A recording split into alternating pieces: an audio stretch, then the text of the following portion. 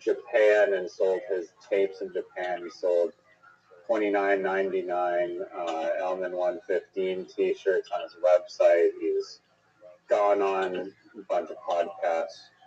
So that was one thing that they're saying is that he actually has been profiting off of his store. Okay. Another thing that they're saying was that the Element 115 thing, apparently he claimed to have buried Element 115, some of it in his backyard, and then on the Joe Rogan podcast with, I think, the Brian guy.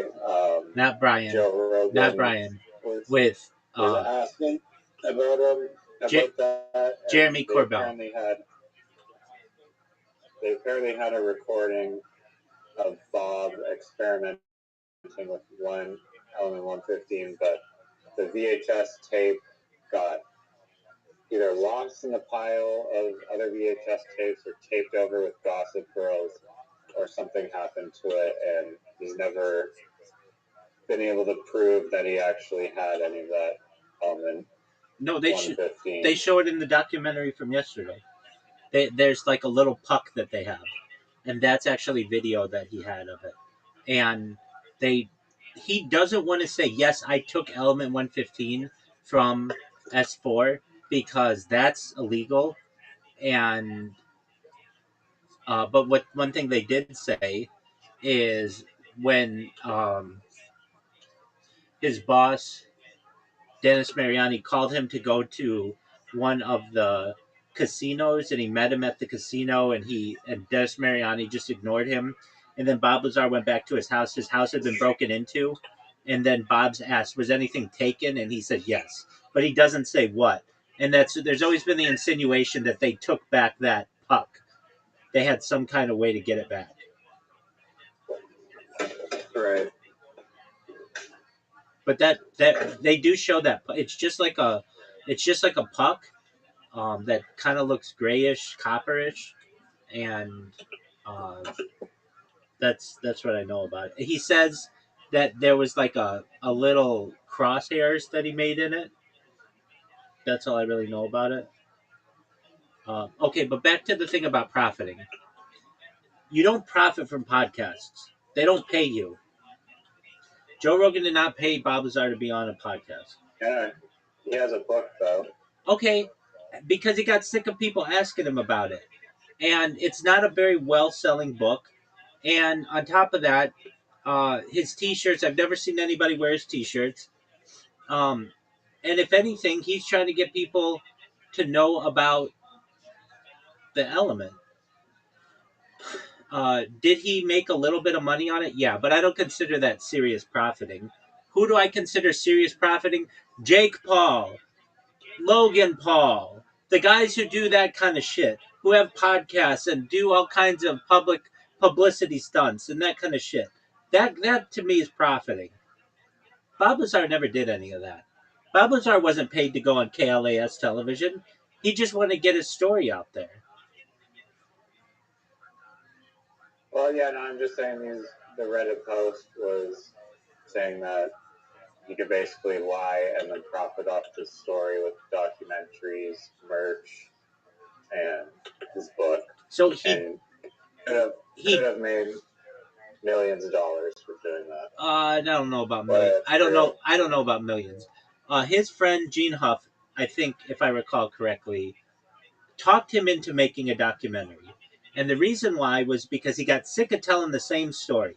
And I would too. I'd be like, look, I've told this story 100 times at 100 different interviews.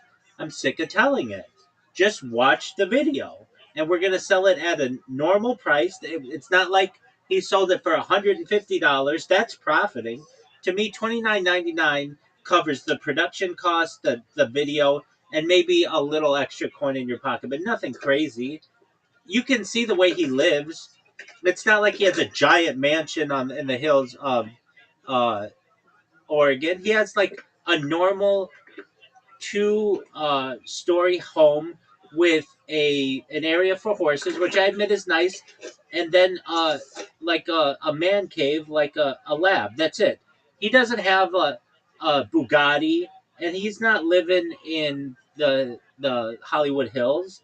He's not doing that. He's living like a pretty maybe middle class life.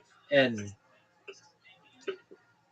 Well, we don't know his true net worth, but yeah. and on top of that, he couldn't get a job for a long time. So how else is he supposed to support himself?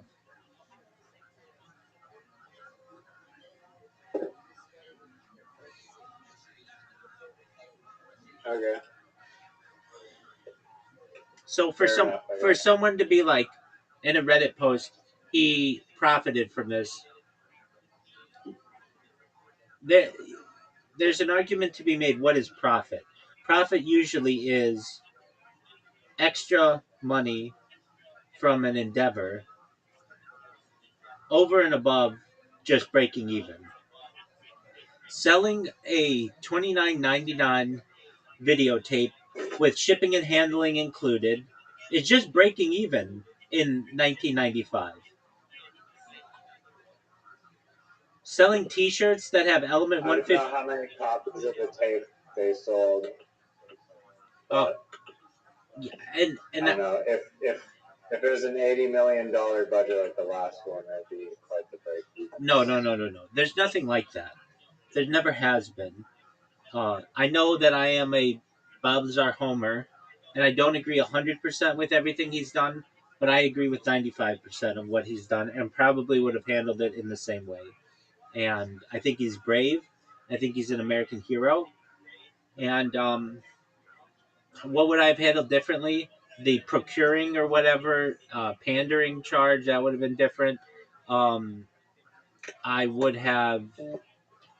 I mean, everything at the base. They weren't asking him to come back or whatever, and I'd want to show my friends as well. Um, the taking of the Element 115, I might have avoided that, but that's 2020 hindsight. Selling T-shirts, I don't think that's a big deal. That's basically just keeping yourself afloat. So there's a question of that as well. Is that really profiting if you are unemployed and you don't have any money and you've got a mortgage payment? Are you really profiting? Not really. You're just keeping yourself afloat. If anything, you're breaking even. So there's an argument that Bob Lazar could make that he said, I didn't profit. I just was able to not go home, not be homeless because of this. But it wasn't profit. I mean, you're still generating money from the story, but Small amounts. Bob whatever. Lazar did not do the UFO circuit. He didn't go to UFO conferences. That's not what he did. And that's where you make money in this, small niche interest group. Um, it, it ruined his reputation, and I can't blame him for putting out a video. He got asked about it so much that if I got big, I would just say, watch one of my podcasts or whatever. I'm sick of talking about it. I'll talk about it once a month or something like that. But you know how I come in here. Oh, I stream live 24 hours a day, 7 days. I get sick of that. I get sick of that. Just doing that all day, every day with random individuals who come in here.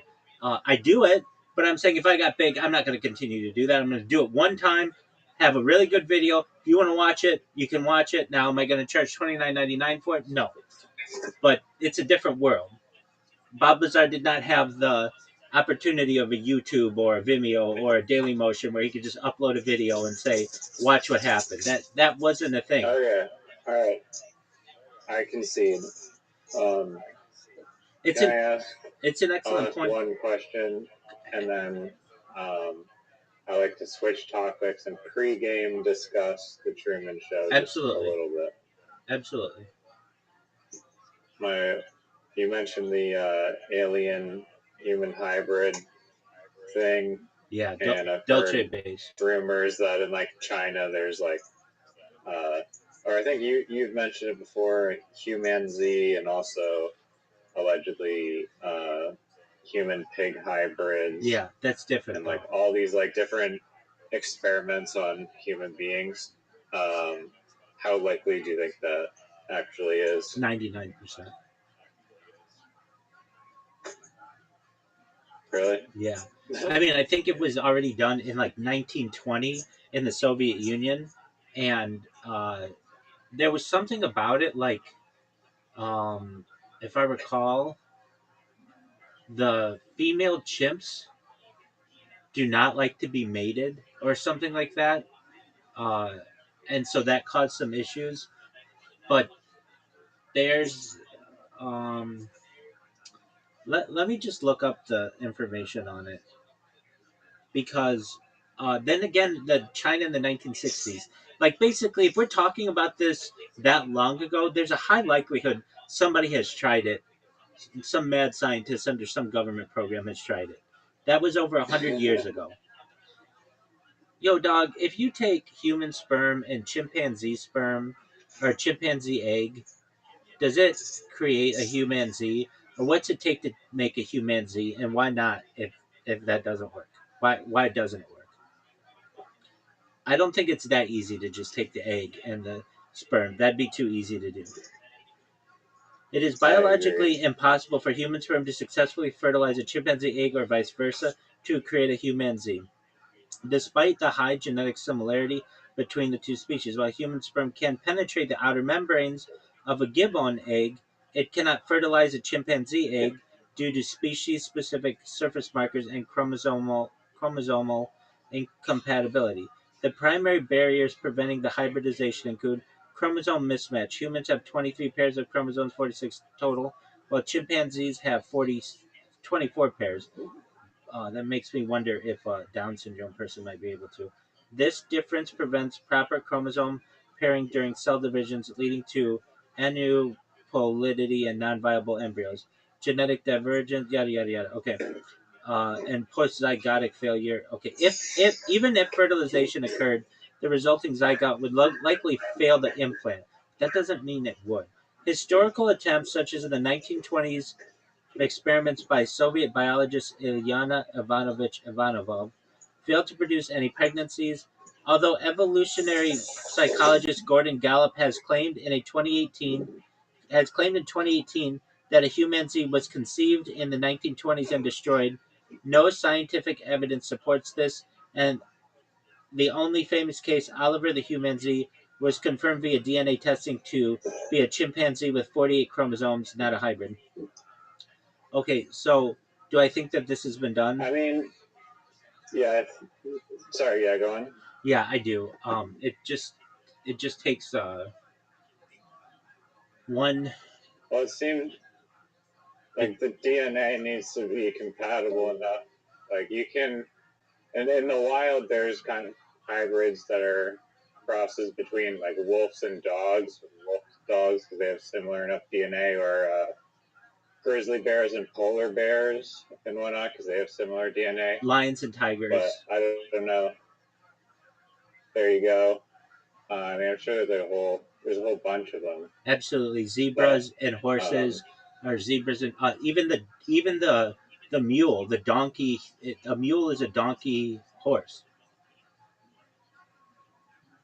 right. but they have issues in Um, reproducing in subsequent generations. Like a mule can't reproduce, a liger can't reproduce, a tigon can't reproduce. really? Yeah, Even a wolf dog can reproduce, that I like think. a male or female. So let's look them up. There's a chart I've seen. Yo, dog, of the hybrids out there, like the zebra, horse, or donkey, or dog and wolf, and grizzly and polar bear, which ones can reproduce in subsequent generations? Like a liger is sterile, and a tigon is sterile, right?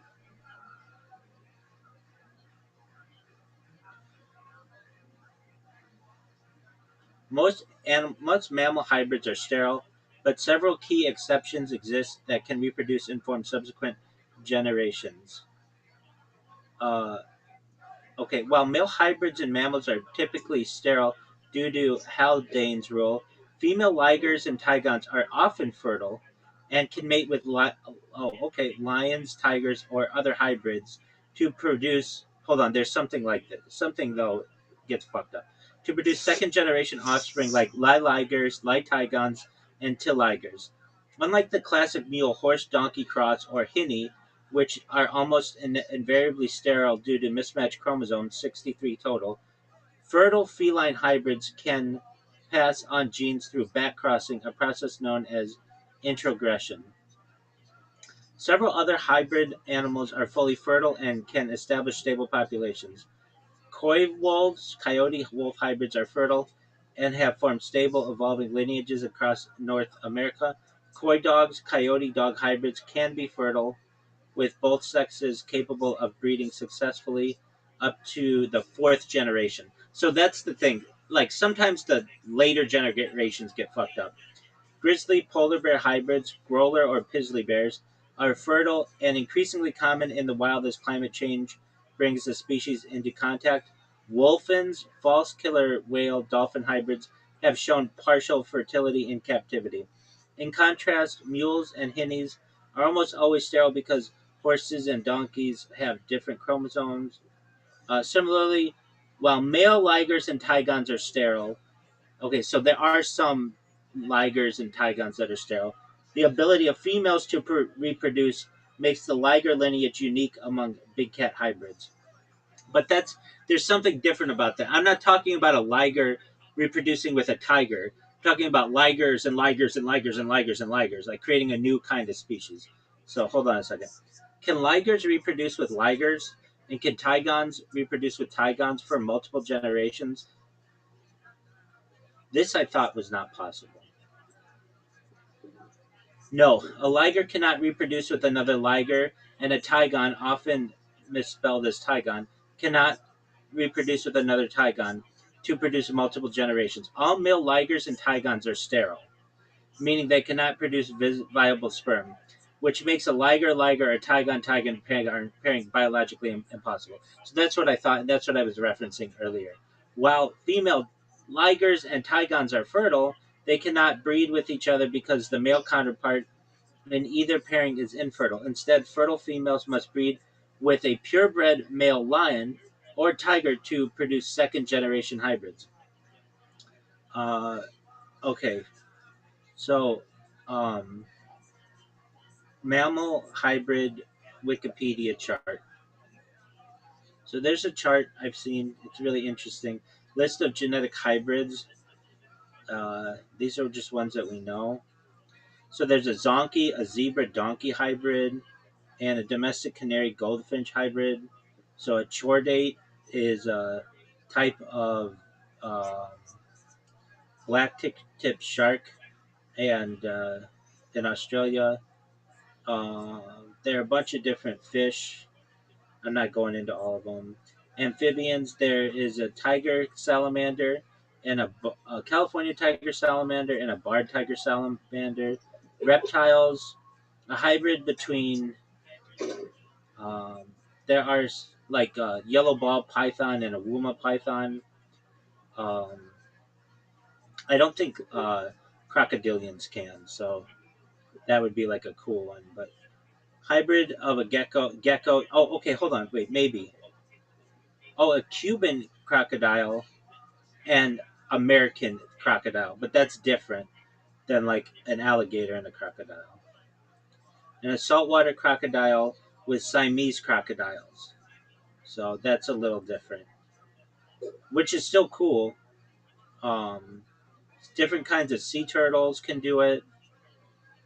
Um, okay, mammals. Um,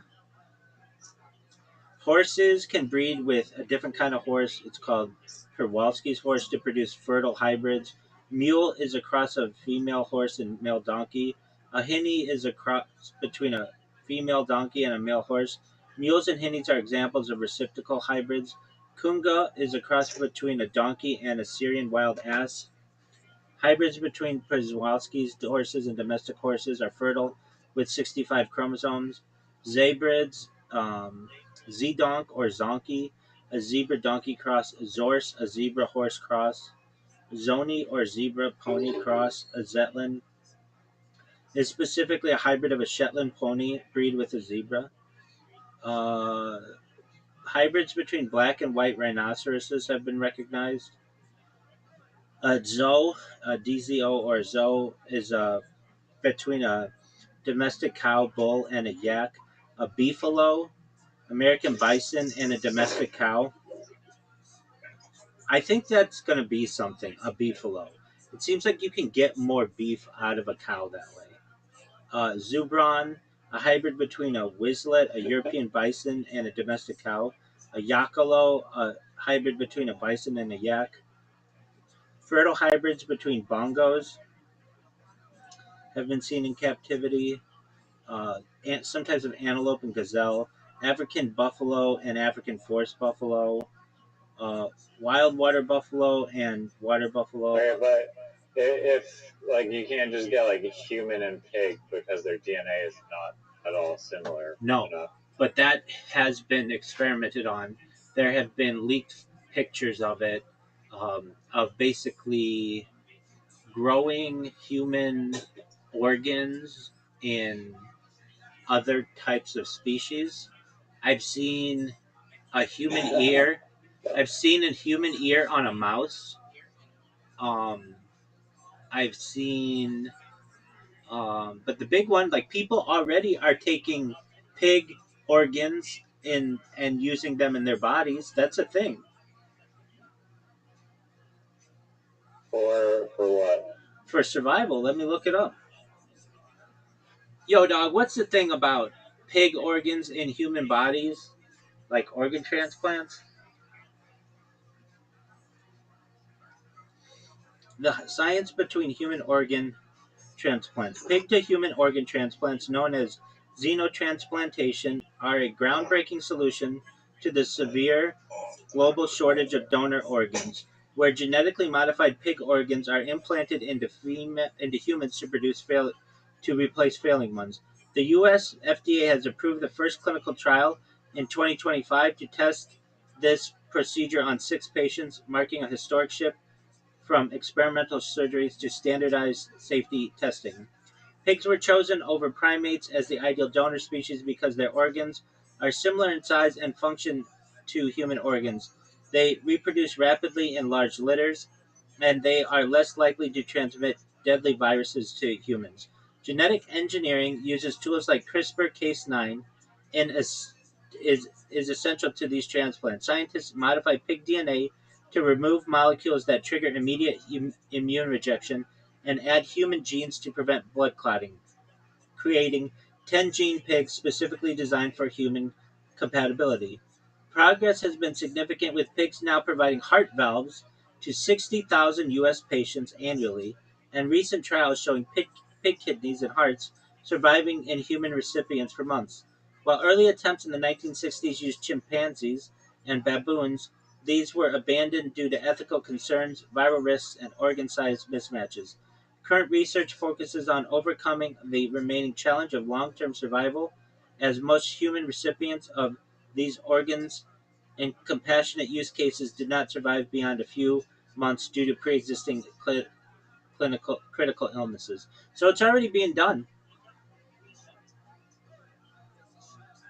So What's the benefit of like growing a human ear on like a mouse though? I think it was just to see if it could be done, and this was done like 15 or 20 years ago. Um, and to your question, do you think there's gonna be like incentive for people to try to make hybrids with other random animals just to see if it can be done? yeah, there's that phrase from Jurassic Park. Scientists didn't contemplate whether the, if they could, but whether should they, or something like that. Let me get that exact quote. It's by Jeff Goldblum. Yo, dog, what's that quote from Jurassic Park? Scientists didn't evaluate whether it should be done, but only if it could be done, or something like that. The quote is: Your scientists were so preoccupied with whether or not they could, but they didn't stop to think if they should. That's what it is. Um, so In terms of the organ thing, I think that lab grown organs are going to become more available to people, so we might not need to use pigs. And the idea of the humanzee and the chimpanzee, or the humanzee period, just a human chimpanzee hybrid, uh, I think probably just takes some gene editing to be able to be done correctly. And I, if you learn about Dulce base, that's where they do this kind of stuff. And I think there's like a 99% chance that this has been done successfully somewhere. Especially if they were working on it 100 years ago. We know that China was doing it 60 years ago or working on it. And there are developments in the industry within the last 20 years. I think that there's a very high probability. Word. What does this have to do with the Truman Show? Or what should I know about the Truman Show before I watched it? Absolutely, great question. So, no, without spoiling it. No, I'm not spoiling it at all. So I'll tell you what I know so far. Just from like the trailer. I don't want to know what you know. I don't want to know what you know because I don't want to confirm anything. I want you to just be able to see it. It's not much. It's nothing that you wouldn't see in the trailer. Okay, I mean, tell me what you want. Oh, just basically becomes aware he's basically on this TV show, essentially. Whether that's true or not, you'll see. Okay, so I'm telling you, Jim Carrey, as he was so big in the 90s at one time, he could get any girl he wanted. He was originally made famous on a show called In Living Color, and he was like one of the very few, one of the only white guys on it, and he was very funny on it. He made the switch to movies, and the movies that he made were like Dumb and Dumber and The Mask. They were comedies, and he was seen as, and Ace Ventura was a big one too, and he was seen as like this really funny guy. And then he did this movie called The Cable Guy, which is not a funny movie. And everybody kind of shit on him for it because they were like, we want the funny guy. And he was trying to become more serious of an actor. And The Truman Show was one of his more serious roles, though people didn't get it as a story. They thought it was supposed to be one of these funny movies, but it's very, in its own way, dystopian. It was shot in an area of Florida, I believe called Seaside, Florida, which has all kinds of very special rules. You can't paint your house any color but like white. You you have to have like your lawn mowed in a certain way.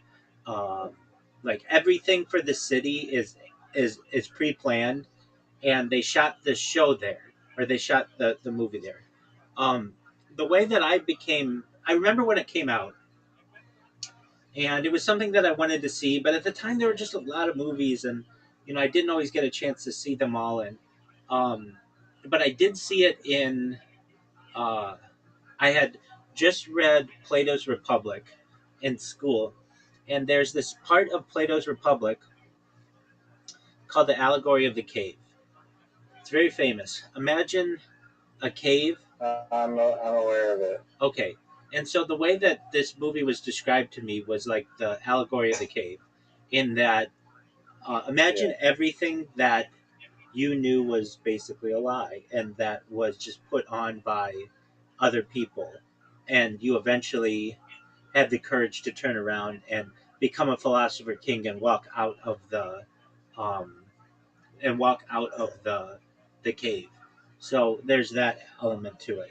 Now, for my own life, um, and the discussions I've had with people very often say, "Oh, your life is just like the Truman Show. Like people can just watch you whenever they want." Yeah, except I have knowledge of what's happening to me, which changes things. you'll see in the movie Truman doesn't know necessarily what's going on. I know, I'm the one who guided myself into the Truman Show. But there's also the element as well that Truman's a phenomenon, and that my project could be a phenomenon, and it's just a matter of time. And continuous human data infrastructure is what I do from a scientific perspective, and it's what Truman would have done. I've met somebody. I met the first person who was born on a live stream. They were born in 1996 on a live stream. I haven't met them in real life, but I met them on Twitter, and they considered themselves to be the Truman Show, which I get. My birth was not on live stream by any means, but they don't have years of their life stored publicly for the world to be able to study either. So it's somewhat a hybrid. Um, and when I say, to people, have you ever seen the Truman Show? A lot of people have, more than I thought. And a lot of people really love the movie. It has a deep connection with people. It was not that popular of a movie when it came out. It's become somewhat of a cult classic. And a lot of that comes from it was shown quite often on like TBS in the United States during like the early 2000s, and TBS would get these movies like Rocky and the Truman Show and just a few others that since they had the rights to them, they would just play them all the time. So a lot of people were able to see this movie just from that. And anything else I want to say about it? I empathize a lot with the character. Um, but we're different though. I know what's happening to me. I know what I'm creating, and I'm doing it voluntarily. And as you'll see for Truman, it may not be the same. So that's not giving really anything away, but that's what I think you should know about it. Does that make sense? Yeah. No, I've been looking forward to watching this movie, so I I'm assuming there's going to be a whole lot of like uh, meaning that is like baked into the movie that you may not notice at first glance, type of thing, and a whole lot of breaking down and dissecting it and unraveling it after. Yeah. So, all right. Not Well, during it. Just watch it without further ado. And if you have questions, let me know. But I won't. I'll do my best not to interrupt. And then at the end, there'll be a lot of discussions. sounds good. Yeah, if you want to pause it, just tell me and I'll pause it. Yes, sir. All right, here we go. I'm swapping to my computer, so Mike will go bye bye. Hey, just one moment. Do you see in here? Um. Oh, never mind. It went away. Never mind. Uh. All right. So Mike goes bye bye. Totally understand. I'm ready when you are. Start it up. Oh, one last thing, if you can hear me. Um, Many people think Jim Carrey should have won an Oscar for this, and I think that he very well could have. It's just that people weren't taking him seriously as an actor.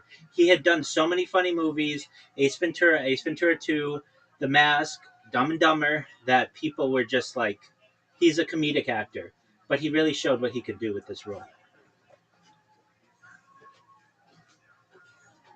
I don't know. Even that other one was like something sunshine or whatever. That was like more of a serious role, but That was later on, though. it was what? That was later on, though. That was like 10 years later. Yes, Eternal, Yeah, whatever of a spotless mind or whatever. Eternal Sunshine yeah, of a yeah. Spotless Mind. And now he seems to not be acting anymore, which kind of sucks. Well, he ran into some issues, especially when he was dating Jenny McCarthy. Jenny McCarthy was a vocal advocate, and I feel in many ways, whether you agree with her or not, very brave for autism and its links to potential medications or medical um, procedures. And he stood by her and, in his own way, was somewhat vocal about it, and their careers were destroyed over it.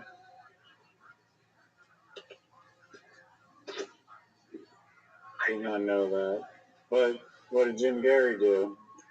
He, in many ways, agreed with his girlfriend. What his girlfriend, Jenny McCarthy, she had a child with autism, and she's linked a lot of the things to Mercury in certain things that start with a V. I don't want to say them. And he didn't necessarily, he wasn't as outspoken, but he stood by her and um, then was seen as a loon and all these other things. And he also got on, like, I want to say it was Jimmy Kimmel, and he talked about aliens or something, or no, he talked about like the Illuminati or something, and people, I did see that interview, but and he and got like some, world dominating, yeah. yeah, and he got some kickback on that. And then most recently, he either people say he was cloned, or there's just a version. I don't know. He has a lot of injections in his face or something, but he doesn't look the way that people expect him to look. Um, you saw that, right? I haven't seen a recent thing of him Oh yeah. So like that looked like crazy different.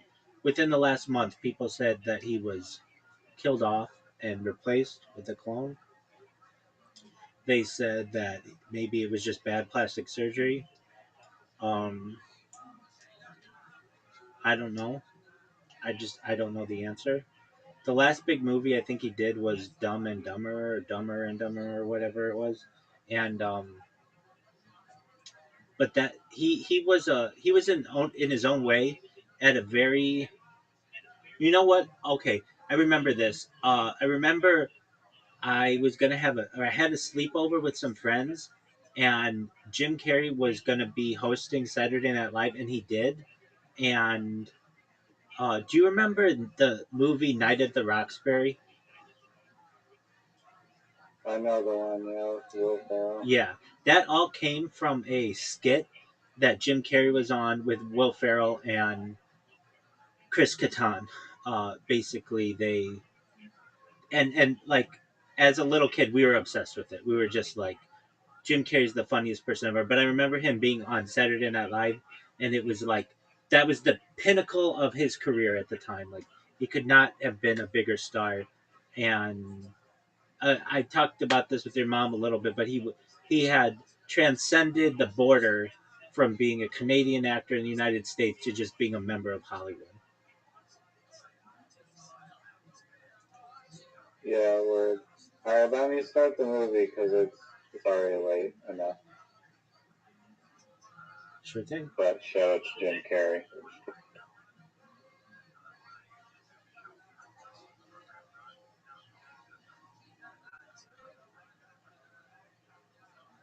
Are you streaming?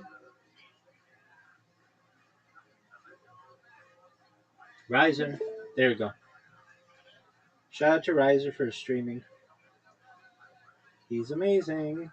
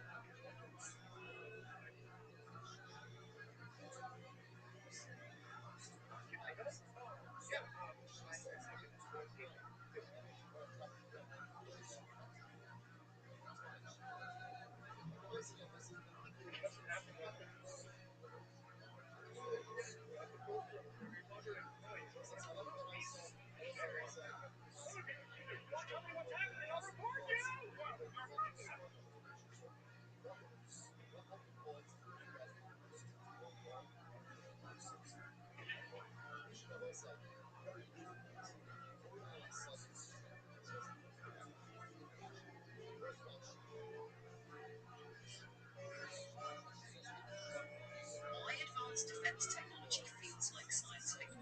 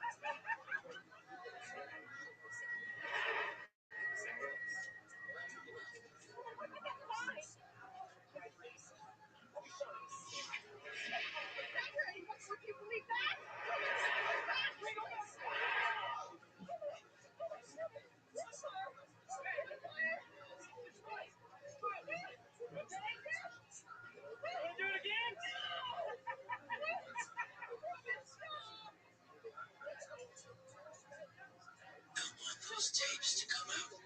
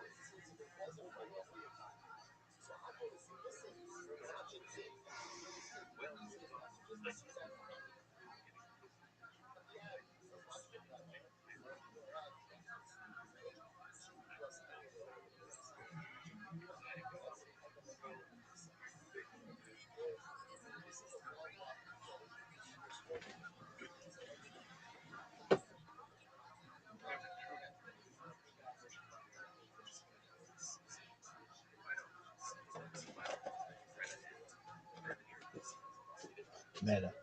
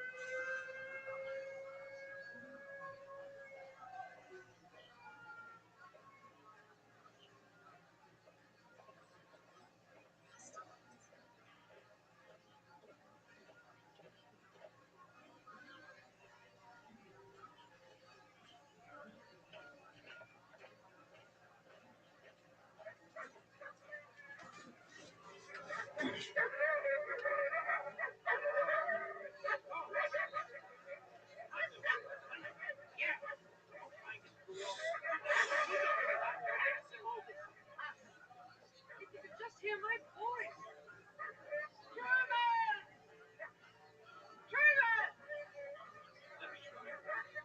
Truman! Steve! Dad! Let's talk!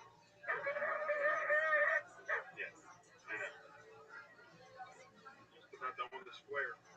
Gotta go back to Bangor. Check in. Gotta be three. What about the college? Just watch it. We'll send somebody over there. Okay. All right.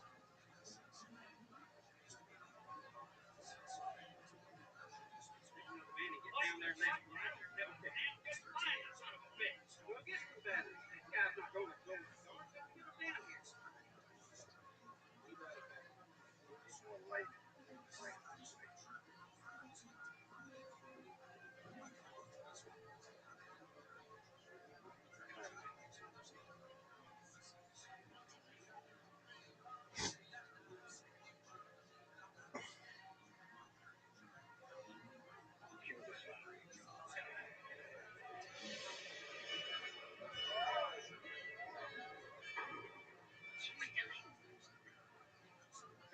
What's going on?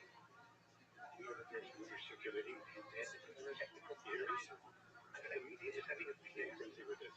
All the phone lines are jammed. Every network has a pirated shot of Marlon making an ass of himself in front of the camera. Let's watch it. It's ready to rip up the... Why? We're getting higher ratings than this rascal we've ever had on this show.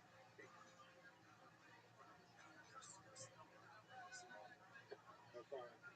Okay, Marlon, why don't you head back to town and join the others? Everyone else has first position. First position's right.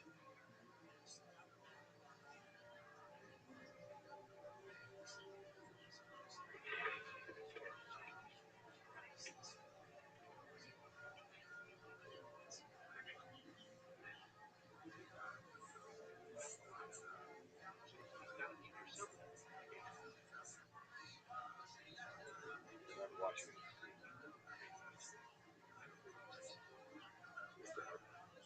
Bring up the harbor cameras. Ship that down there.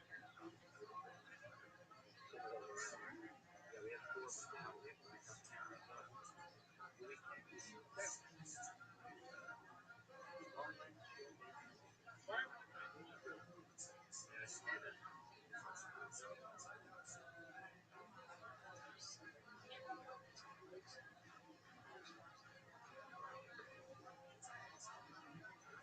How can he sail? He's an insurance.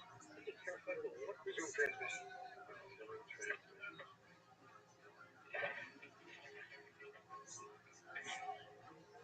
I got 2 to 1. He doesn't make it. 2 to 1 he doesn't make it.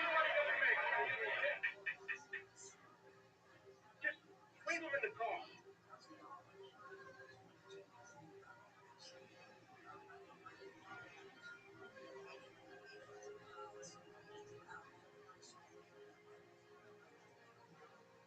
Get off his ass.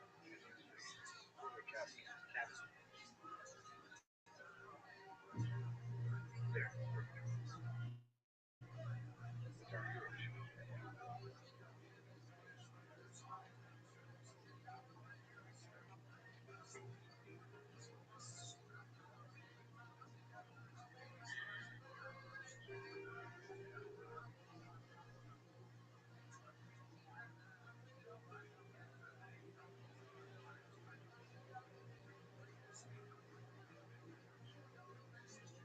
Let's get another boat out. Come on, get it moving. Get it out of here.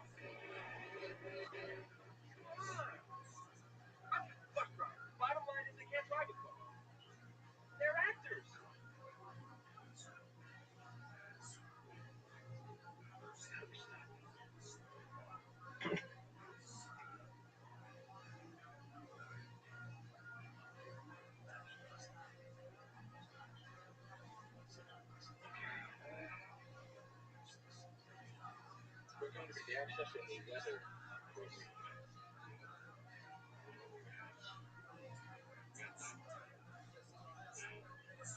think we're going to want to let the nicest things be over the boat. We'll talk about it. It'll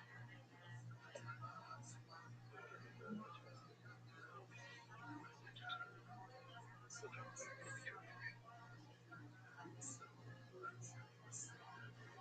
There she blows.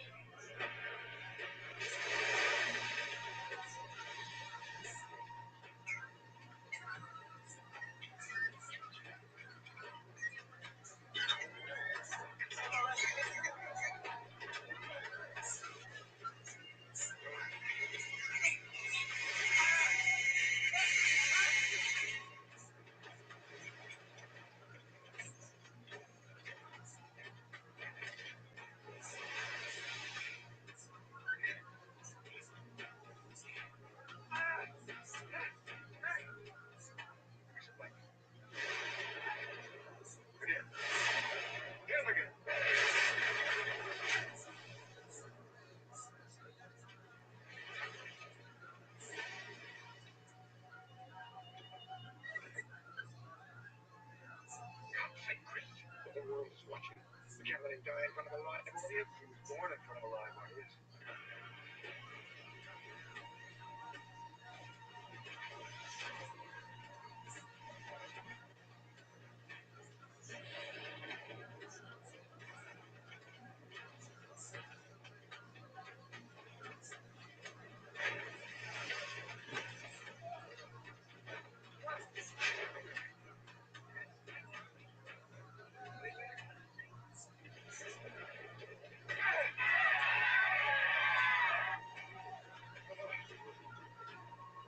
You can do it! Hold on!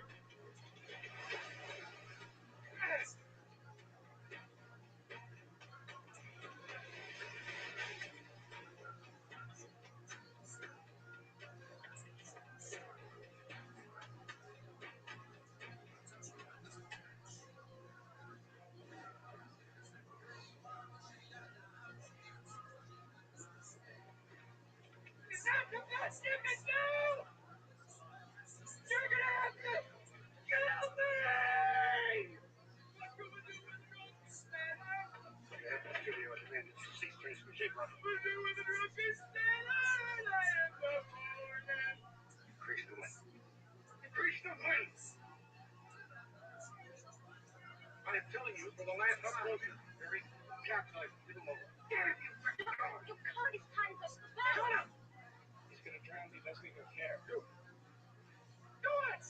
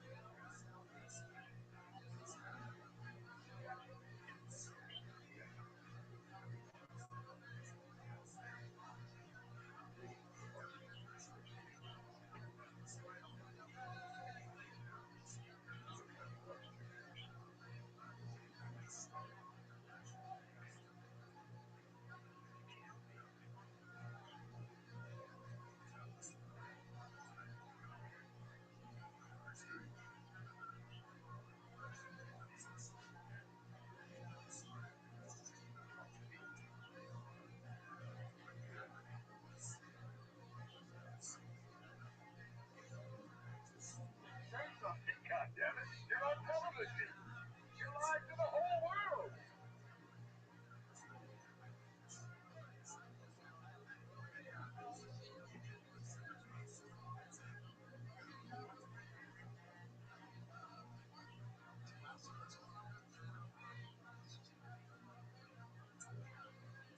In case I don't see you.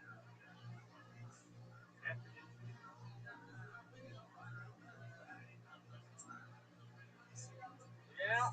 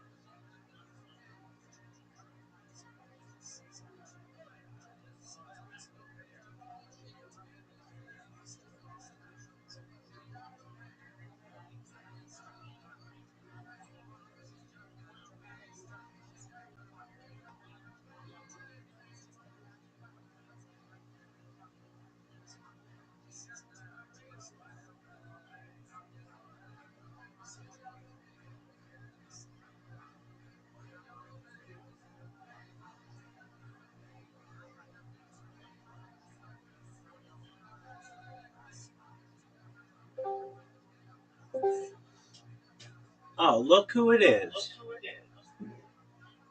It's Sherman. What up, big dog? Sherman and stuff. 100%. How you living, pimp? Yo, I didn't watch the movie. Was it good? You didn't watch it at all? Not good. No. I was like, okay. I was really gonna say then we're gonna watch it again. All right, so You watch it? Oh, fuck yeah, man. So, what are your thoughts? I mean, I thought it was a good movie. It was pretty, like it wasn't.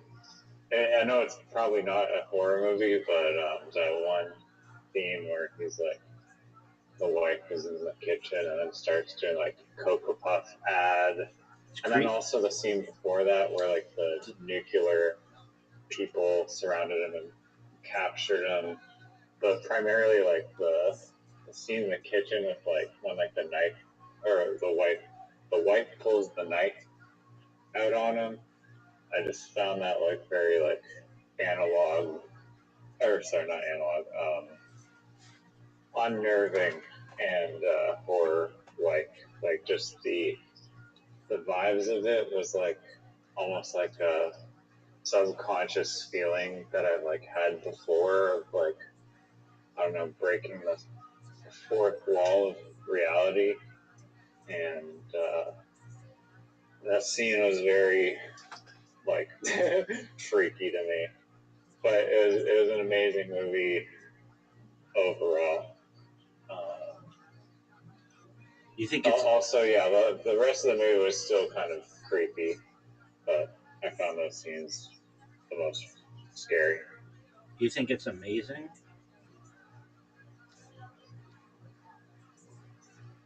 Did I think the movie was amazing? You said it was good. you said it's amazing. I don't know if it's amazing. It's good. It's interesting. There are aspects of it that creep me out. There are aspects of it that it's dated a little bit. There's no internet, and um, I think it's funny. You can like buy everything that's in the show in a magazine. They don't even have a website, and I think it's interesting that they. I mean, it's a 30-year-old movie, which is amazing. Um, it does hold up, and I find it interesting the audience's connection with him. How like they've got like people in a bar watching him, people in a bathtub watching him, and people in like old ladies in bed watching him. Just like he unites the whole world. Um, the thing about like the product placement, like that's a term we use today, but was not used then. People never, the general public hadn't heard that term product placement used. It had been used. It'd been used for a long time, but it just was like subconsciously done.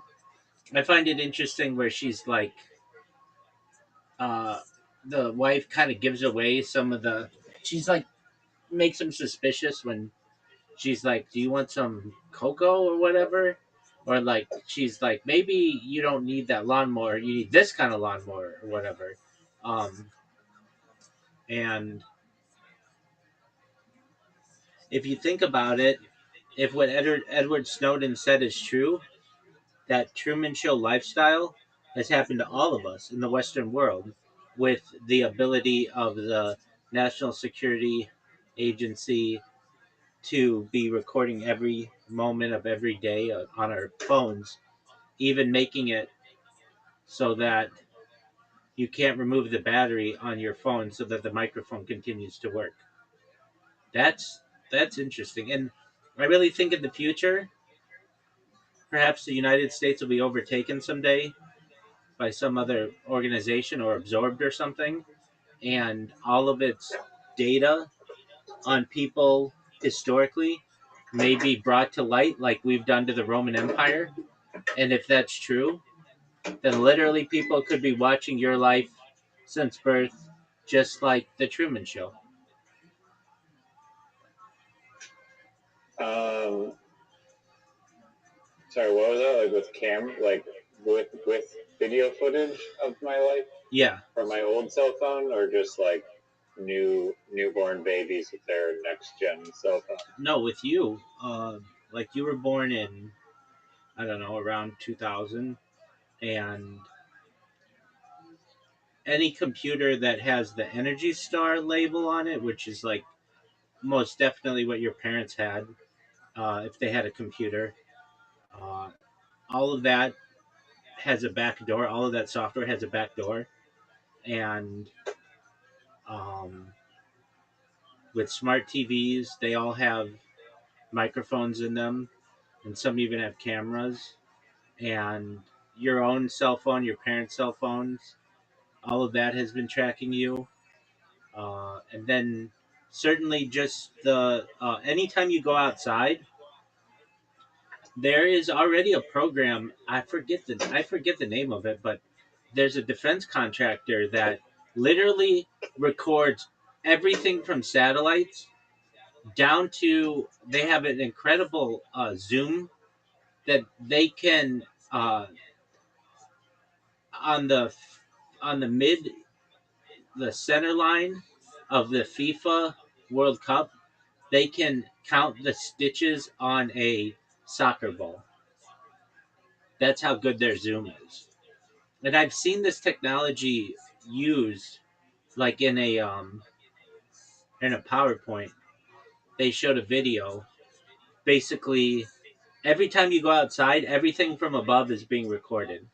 So that means the first time that you played soccer as a little kid, or you went to the beach, or you went to um,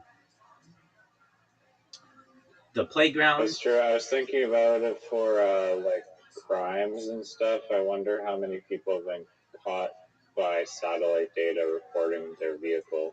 They That don't. seems like a good way to catch people. They don't really. Police don't have access to that. They use the more the triangulation of cell phones, and also perhaps intersection cameras. They don't have access to that higher level of espionage camera. So we're not talking like Google Images or Google Maps that take like a picture every like 2 years or whatever. I'm talking about 24/7. Every inch of the earth is recorded. And on top of that, Um, they could use like LiDAR and such to be able to see inside your house or your apartment or whatever. And so going back, 30 years or so, they could literally track your entire life.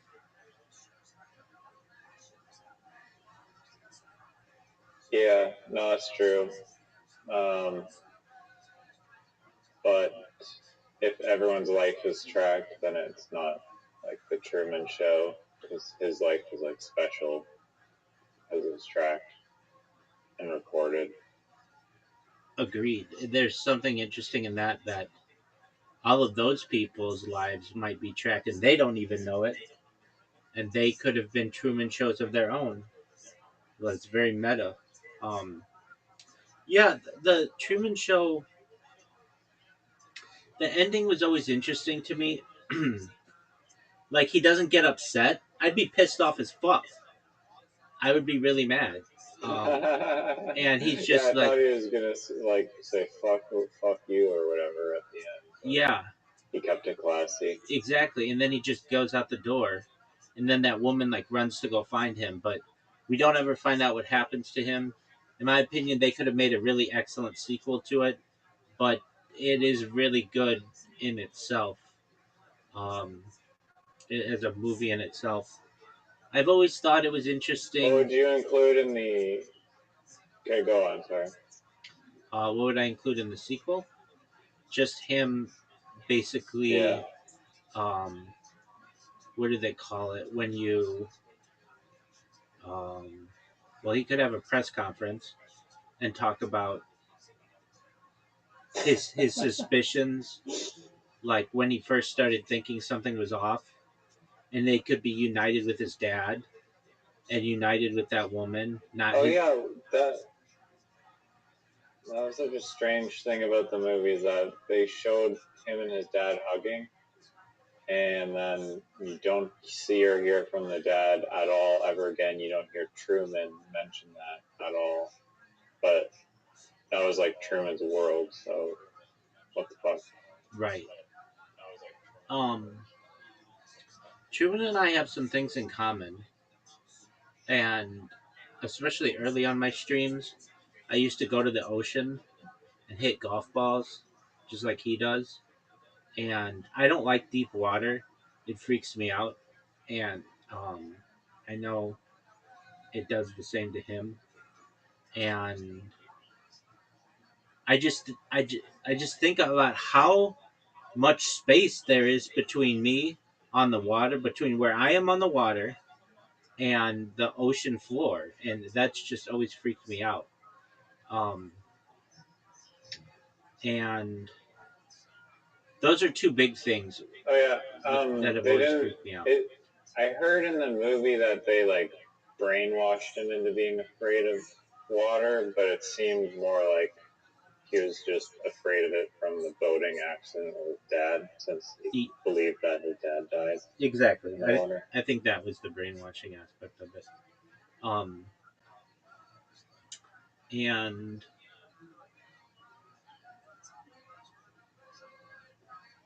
I mean, also like the meta thing is that like the even if you escape into like the real world, there's also the real world's like propaganda and brainwashing and MK Ultra through news and media sources. Yeah, so it never really ends. So then we get into the gaslighting aspect of it, and like if I hadn't broken you of the extraterrestrial gaslighting, you would just be like, "Oh, that's just a bunch of rubbish. Like whatever, nobody cares about that." And no, I believe in aliens prior to yours. No, you weren't. I definitely I do not. You did not believe in aliens on Earth. You did not believe in aliens on Earth. You were very skeptical of that. I still am very skeptical and don't believe to the full. Like I can't say I full-heartedly believe that. I acknowledge this possibility. You didn't even. But I'm not like without doubt. You didn't even do that before. No. Everything always has doubt. Nothing is completely debunked. But before you were like, I think there might be aliens that exist, but they live too far away to ever come to Earth. That was your basic premise, as I recall. And now you're at least at the point where you know what the sport model is. Like, there's a lot of knowledge that you gained, that you gleaned just in the last week. And I mean, you might have. I acknowledge that Area 51 and S4 are real places. I will acknowledge that.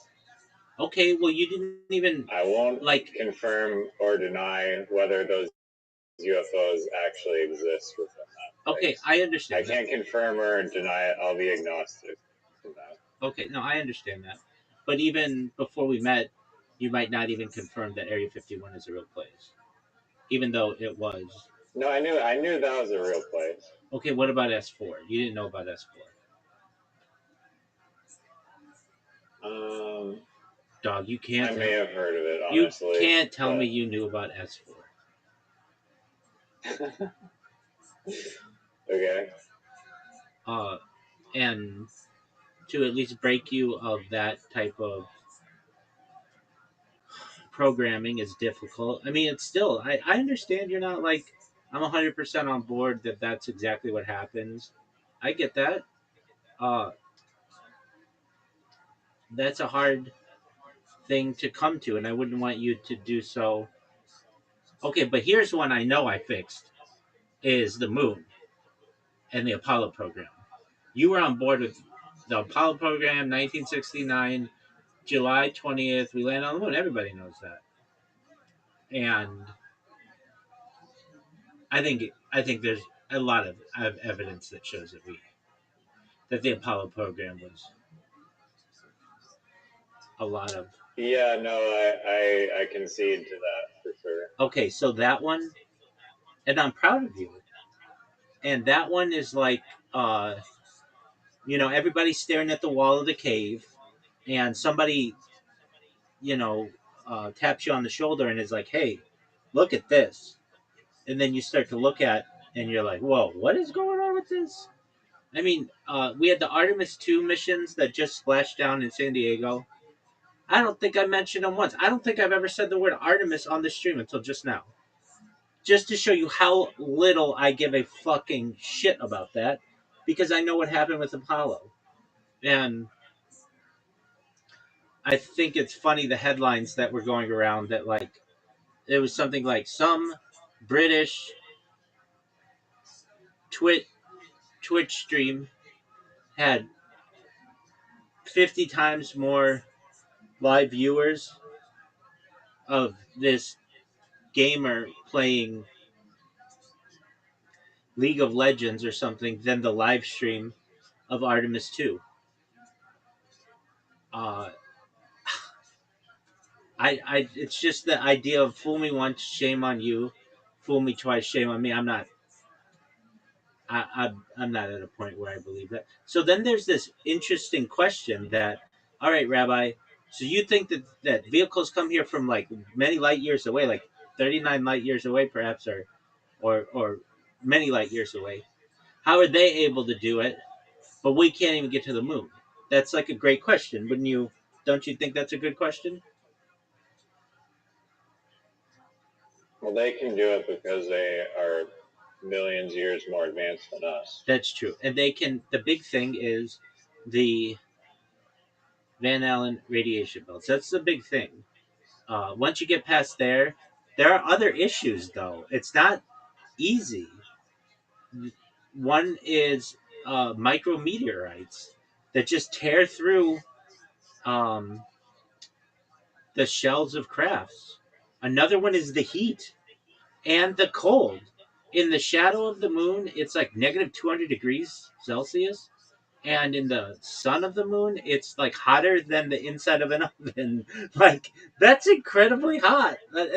And the discrepancy is incredible. Like, and because the moon doesn't have a very thick atmosphere, that's why you can have such crazy swings.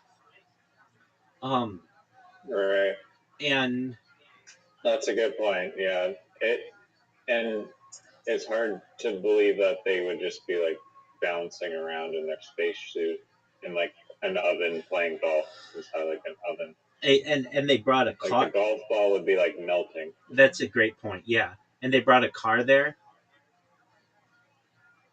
Just a regular car with gasoline in it. Well, that would instantly just ignite. Well, they brought a car there, and it's like, but their little ship is really small. It's like, how'd you fit a fucking car, like a Jeep, basically? and the Jeep, and the Jeep cost $80 million in 1960, which is like $1 billion today. Like, the it's just of a Bob Lazar movie. It's yeah, it's literally just a Jeep though. Like, you can see, it's like Jeep wheels. It's like a flatbed, and the back of it is an engine. There's like nothing special about it. It's just all that shit is uh, gaslighted, and everyone you talk to about it. If you went right now to that pizza shop where that girl flirted with you, and you started talking about the moon the way that I talk about the moon, they're gonna look like at you like you're a doofus, and that's why they've all been gaslit. Then I'm gonna show them the documentary of the guy going around with the Bible. His name's Bart Sibrel, and he's a hero. And they'll believe. There are two people in this world who I owe a lot. I mean, there are more than that, but from just I consider this science. I don't consider it any other word. You know, I hate those words, those terms. This is science, and I owe a lot to Bob Lazar, and I owe a lot to Bart Sibrel, and they're, in my opinion, really great individuals. They've done their best to break the force that uh, has gaslit people into certain thinking, and I was able to break that in you with Apollo. Now the other stuff, Project Looking Glass, Project Galileo, Project Sidekick, it's really hard to it's really hard to prove any of that stuff, because if you, there's like a certain idea that like if you had evidence of it, they would kill you. So like I can tell you how difficult it is just to post something on YouTube nowadays. You can't just post it. You have to create an account. You have to verify the phone number. Takes 24 hours to verify. Then you upload it, and whatever you upload doesn't just get posted right away. It has to go through the algorithm, and they have to check to make sure that nothing is copyrighted and nothing is like hate speech or medical misinformation, all that shit. It's not like you can just hold a sign to the world and be like, here's my element 115 or whatever it is. And there's other stuff, but those are big. Um, and I mean, the fact that you feel the way that you do about the moon is incredibly powerful to me. It's not easy. Do you think? Do you think? I'm assuming. Yeah, I'm assuming you believe satellites are real, but do you believe that any human has stepped foot on the moon? No, not in the traditional manner.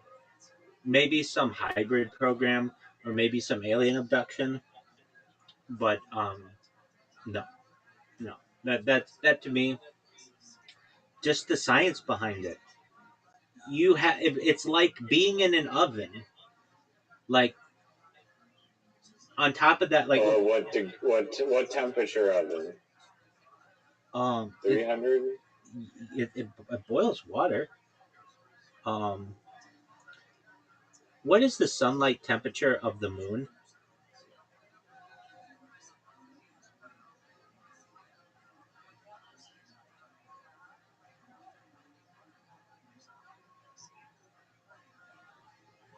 One hundred and 27 degrees Celsius, 260 degrees Fahrenheit. So that boils water. That means the saliva in your mouth would turn to vapor immediately. Right. And then the spacesuit has no AC built in. Wait, and that's a big thing.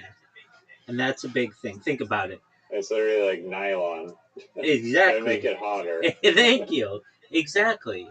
And then in the shaded parts, it's negative 233 degrees Celsius, negative 387 degrees Fahrenheit. That's colder than anywhere it's ever been on Earth except for like laboratories. So it's hotter than it's ever been and colder than it's ever been, and the difference can be a matter of 5 feet, whether you are like in the light of a crater or in the shadow of a crater. And um, and then on top of that, how about getting air to you? Like these guys didn't have like air tanks like you have in like a scuba gear. How do you get oxygen to that person? And it's not like those like old. You know what I'm saying? I know you know what I'm saying. You like those old in the like outside the space station spacesuits, they have like those like jetpacks on the back type of thing, but did they not have? They didn't have that for the moon. It's just like no those no on the oxygen tank in the design at all. on the moon. Those were supposed to be air conditioners, but in reality, they were like empty. They didn't really go into that. Um, so let's look it up. Let's see what they say. Yo, dog, that backpack that the Apollo moon astronauts had, how were they able to breathe and have an air conditioner? And if it's like 200 degrees Fahrenheit or whatever, or like 127 degrees Celsius, how could they get it so that stuff didn't melt? And the bottom soles of their shoes were silicone. Silicone will melt at like those temperatures many times. I don't know if that's true, but we'll see.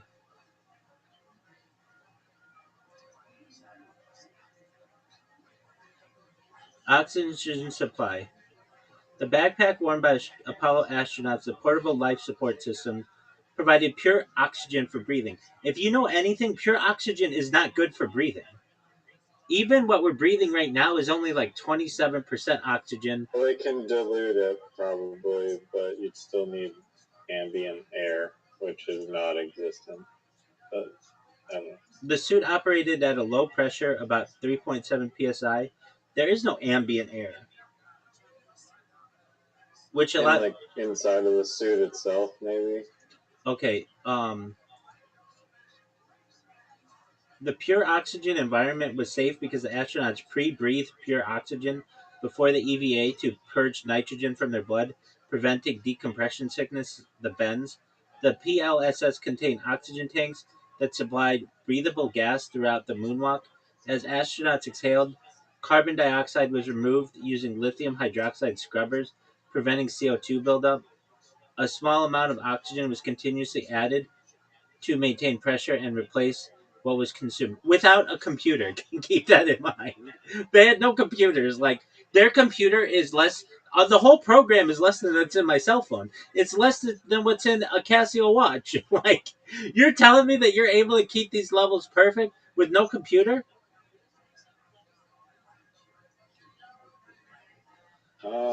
Is there like an analog pressure regulator? Dog, come on. I mean, I'm just trying devil's advocate. I know that's an excellent point. Cooling system in the spacesuits. Despite the moon's surface reaching 127 degrees Celsius, 260 degrees Fahrenheit in sunlight, astronauts stayed cool thanks to liquid cooled undergarment called the liquid cooling and ventilation garment. The tight fitting suit had a network of thin tubes circulating cooled water around the astronaut's body. The water was chilled using a sublimator, a device that exposed water to the vacuum of space. All this was done without a real computer. In vacuum, water sublimates, turning directly from ice to vapor, absorbing heat in the process. This provided highly efficient cooling without melting or overheating the system. The sublimator could reject 300 to 500 watts of heat, matching the astronaut's metabolic output. Okay, so let's see. You're telling me this was all done in an analog form? Like they had no computers regulating this? Or like not really advanced computers at all?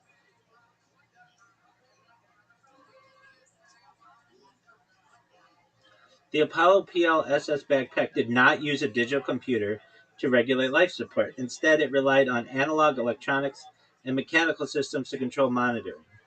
Astronauts manually adjusted settings using the remote control unit on their chest. Like, I love all these like names they have for shit. They're like, oh, that used the remote control unit. Oh, okay. How did that work? Uh, which let them control oxygen flow, cooling, and communication. Yet you never see these guys messing around with that. Never. They're playing golf. Sensors monitored suit pressure, oxygen levels, and temperature, but feedback was displayed to the astronaut who made decisions based on gauges and warnings. Where were the gauges? There are no gauges. Critical functions like cooling via the sublimator were passive and self-regulating. The physics of water sublimating in vacuum naturally stabilized temperatures without needing computer controls. So yes, no advanced or digital computers were in the backpack. Everything was electromechanical, analog, or manually operated. A testament to clever engineering within 1960s technological limits. Like this is such bullshit. Whatever. Okay, that's fine. If you want to go with that, this is one of my favorite statistics. What is the thing? What is the statistic in 1969? All of the combined computer power of the Apollo program was less than a 1 second video.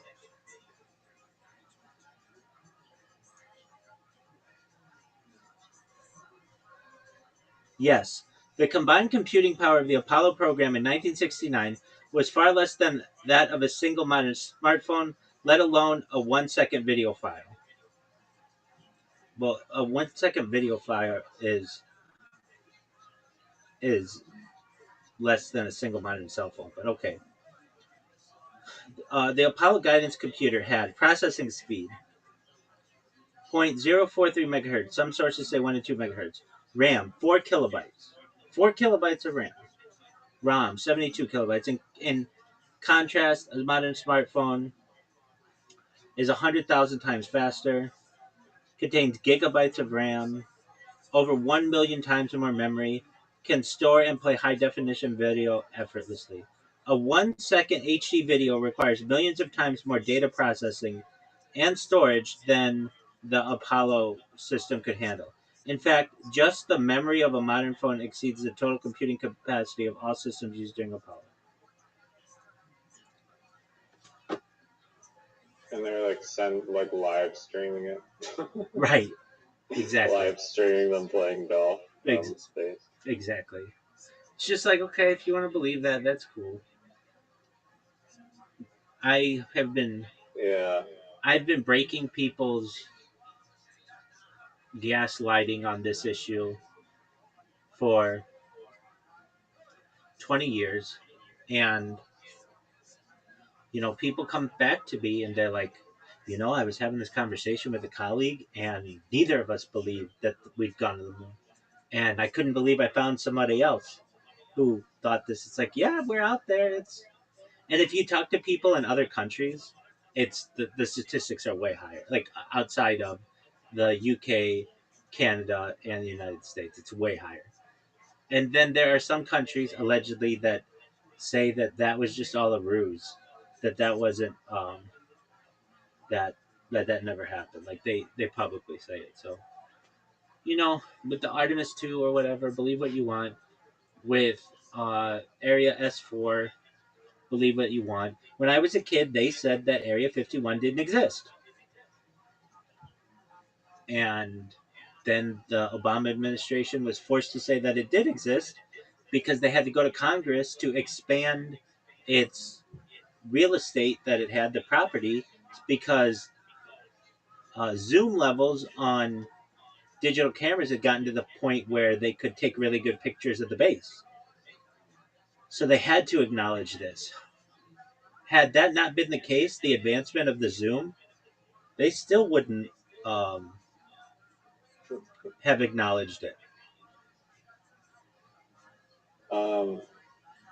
Were you disappointed with the Storm Area 51 turnout? No.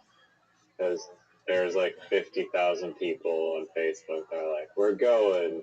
And that seemed like an actual plan. And then I watched some videos of people who actually went to the Storm 51, Area 51, and it's like 35 people showed up. Exactly. And like they're all way too scared to like go anywhere near like the gate, or like one guy went like a foot over the gate or something.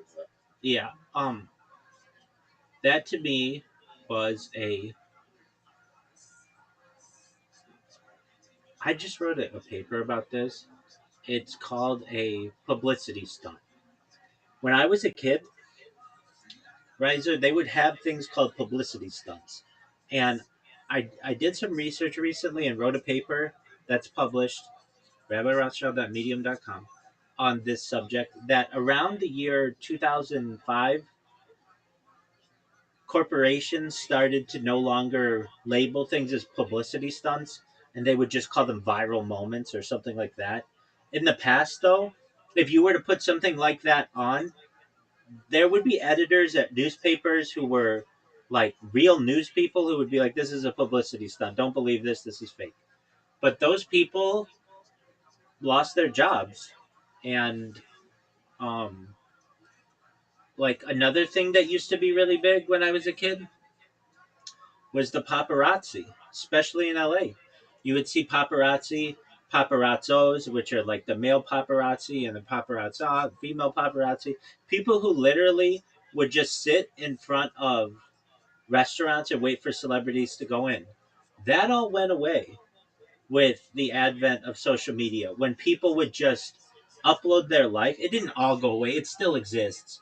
But a lot of times now, people will pay paparazzi to follow them around so that people think that they're a big deal. But with the advent of social media, there was no need to pay someone a lot of money to get a picture of a celebrity when the celebrity will, for their own benefit, publish it online. And um, the storm Area 51, in my opinion, was a publicity stunt. And it's incredible. I mean, I think if you've seen in the news recently, more and more of uh, these bot farms keep getting raided. Not that they're illegal, but they can be if they cause fraud and such. But they're really difficult to get overseas. And if I make a Facebook group that says we're going to all go to Starbucks on Monday and we're all going to order chai teas, I can get hundreds of people to do that if I just bought a Facebook group and have a few influencers post their shit. And in the same way, the Storm Area 51, in my opinion, did that. They just got some people in there who botted a Facebook group. They got a bunch of young people who felt like they could really do something with that. And then everybody chickened out at the end because they learned that it's a pretty big um, penalty if you get caught, and they don't mess I around. mean, do you think they would have? I mean, I know it's like a military base. Do you think they would have like shot people? Do you think they would have they don't shoot you. Every single person? Like if They they don't had shoot you. 10,000 people all running. They don't shoot you. What they do is they're called the camo dudes. The camo dudes stop you. They ask you for your ID, just like with Bob Lazar. They then have you or escort you back to the main dirt road that goes to the base. And then as soon as you get on, I think it's Highway 375, it's known as the extraterrestrial highway. The Nye sheriff meets you right there and then takes you to the Nye sheriff station. They book you. It's usually felony trespass, which carries like a year in jail or something like that. And it's serious. It's a serious crime. And a lot of times people can get it moved down to perhaps a misdemeanor, but it's basically you're asking for something to be on your permanent record if you do that. And a lot of people don't want to take that risk. It's a lot of money. And uh, every week, I don't want to say every day, but every week somebody makes that mistake. I saw this one, a a very interesting video that's out there that exists. Some guy they were doing what was called like it's like a sort of an industry, alien tourism, and they would rent a bus. Let me look this up. This is a story that I remember these stories sort of well, like 95% well, but I want to make sure I get it correct. What's the punishment for flying a drone over the Area deal 51? with that guy who was doing like alien tourism or whatever and rented a bus and accidentally drove past the line of Area 51 on camera live, or and like what happened in that situation?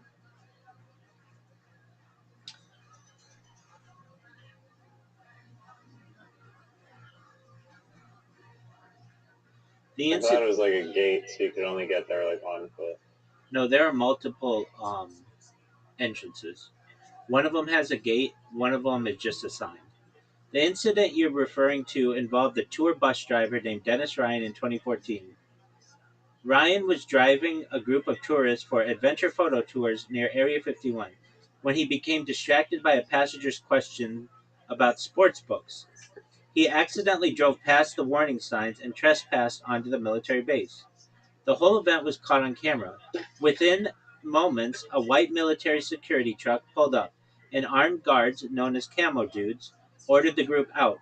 The passengers initially thought it was part of the tour. Ryan and the four passengers were cited for trespassing, facing $650 fines and misdemeanor charges. However, after video evidence showed it was a genuine accident, The charges were dropped for the passengers, while Ryan was banned from Area 51 tours for 4 years, or for 2 years, pardon me. This was not related to the 2019 Storm Area 51 meme, which was a viral Facebook event created by Maddie Roberts as a joke. That event drew a few hundred people, turned into music festivals, and no one breached the base. So yeah, and perhaps the charges vary. I mean, these guys seem like they got misdemeanor charges. What's the offense for flying a drone there, and what's the offense for flying a plane there?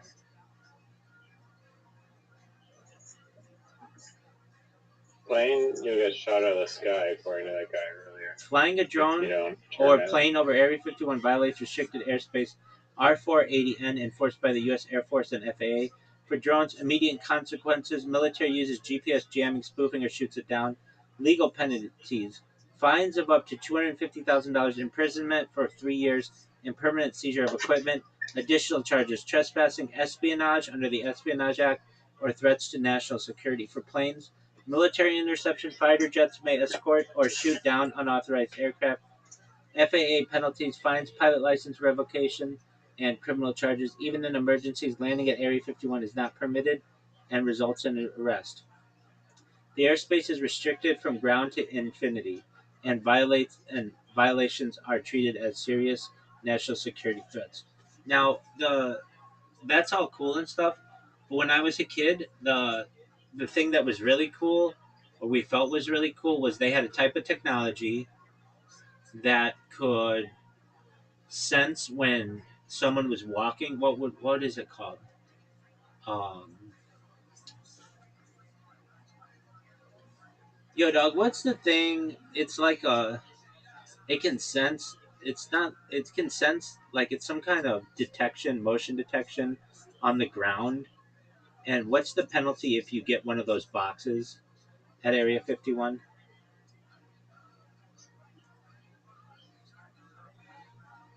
Yes, Area 51 is surrounded by bird motion sensors, often placed on public land near access roads. These sensors detect movement or vehicles and trigger alerts to security forces, known as camo dudes. If you trip one of the sensors, security responds quickly, often within minutes via ground patrol or helicopter. You are then followed, photographed, or detained even if on public land. If you cross into restricted territory, you face federal trespassing charges, fines up to $1,000, and possible jail time. Now these fines, like $1,000, it doesn't seem that big now, but like back when they first passed the law, it was like in the 1980s. It was a lot. They just haven't updated these things.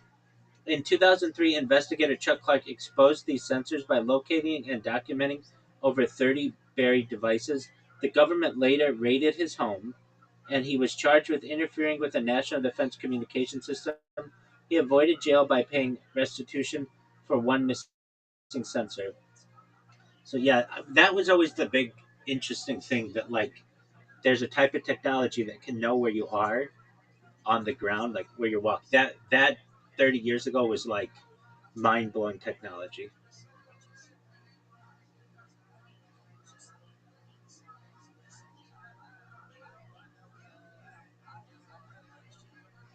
It's always been interesting to me how big Nevada is. It is the state that has the most federal land of any state, aside from maybe Alaska. Let me look that up too. What state has the most federal land, both in acres and uh, like percentage? Is it Alaska or Nevada? Or give me the breakdown, please.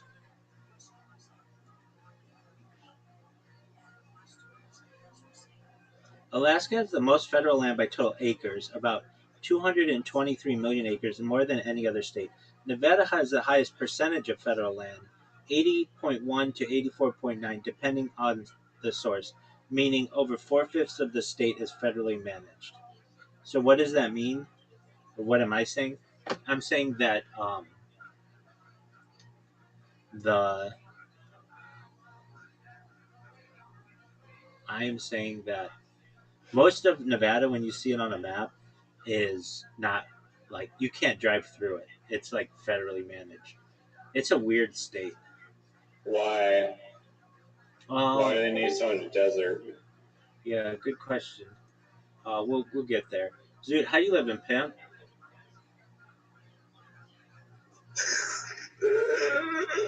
Four comedies on right now. How's our girl doing? She's on as we speak, I think. All right. She might have just finished her set. Did she masturbate publicly on stage? What? Did she masturbate publicly on stage? Yes or no? Go. Why didn't you ask her? Because I don't communicate with her. She has like 250 followers on Instagram. You can go ask her. All right. So she's less popular than Chelsea? She's less popular than me. I know, that's interesting. Dude, you're more popular than Chelsea and that girl from Raw Comedy, and even I think who's that girl? Or who's that guy? Magic Hour. You're more popular than all of them. Nah, he has 8,000 followers on Instagram. Oh, I have 10,000. I'm fancy.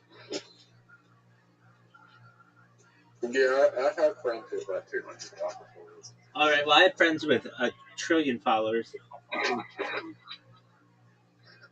I'm friends with Elon Musk. Okay, that's cool. I'm friends on Discord with Eddie Craven.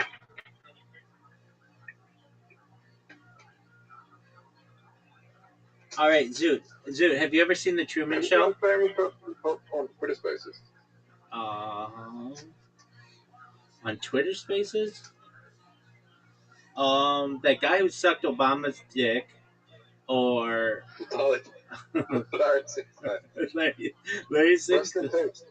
Larry Sinclair, R.I.P. I think I asked him. I wanted to ask him, and then I think I got the chance to ask if Obama was circumcised or not. That was an important question of mine. And then what did he answer? He didn't give me an answer to that. And I tried talking to him the first time, and nobody would take my question seriously, but I was really serious about it. And I wasn't that well known in the Harry Potter Obama Sonic 10 Inu community at the time. And then the second time, I think I asked him, but he didn't really. I think I asked him, but he didn't really give an answer. But I could be wrong on that. He did one time like something that I did, or upvoted it or something, which I thought was cool. The other guy, at least on Twitter Spaces, who I talked to was that guy who made that AIDS medication like 800 times, whatever it was.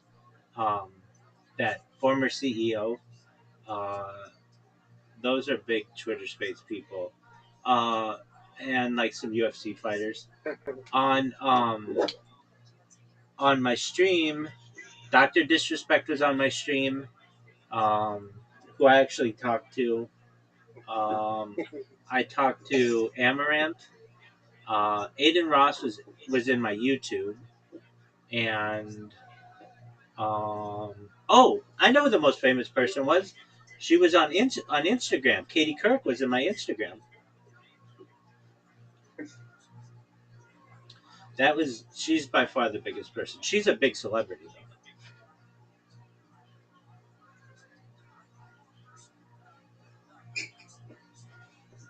Zoot, are you going to tell Riser when you're going to fix your phone? So, did you know that? Hold on, Zoot. I have a pending game with you. I'm at 395, and it's very easy for me to get 400.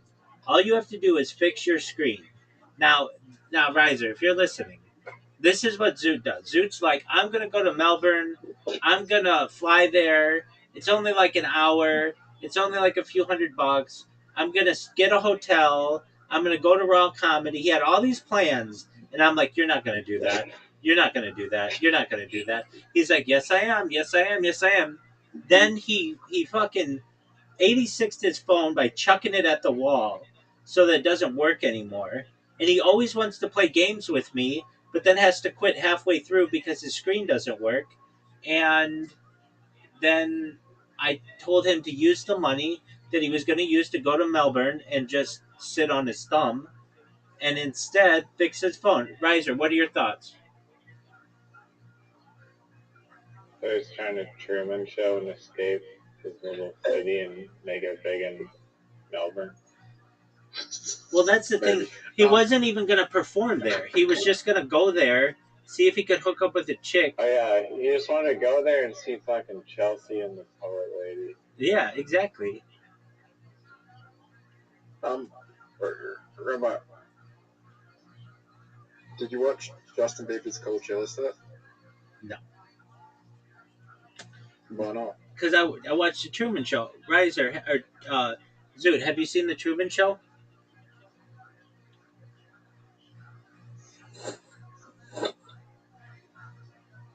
Zoot, why is it when someone asks you a question? Why is it when someone asks you a question, literally, it takes you 10 seconds to answer every single time? You can't just be like, yes, I've seen the Truman Show. Or no, I've not seen the Truman Show. I've seen the Truman Show twice. Once when I was a child and a couple years ago. Okay, excellent. Good. That's the answer that I wanted to hear. And what are your thoughts on the Truman Show, Zoot? I think it's one of the top 100 movies of all time. There you go. So, Riser, Zoot really likes it. So you'd say it is amazing. Would you say it's amazing? It's one of the top 100 movies of all time. Okay, so it's amazing. I mean, one of the top, if it's in the top 100, then it's probably a 4.5 star movie. So 4.5 stars? Yeah. Okay. If it's in the top 10, then it's a 5-star movie. Okay, Zoot, what's your top 10? When did you turn into a 15-year-old girl that watches Justin Bieber Coachella set? Great question.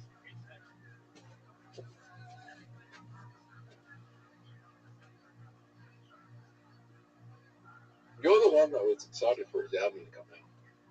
I was? No, rather. Was it? Having an album streaming party. Don't you remember? No, okay, now I know that you're lying.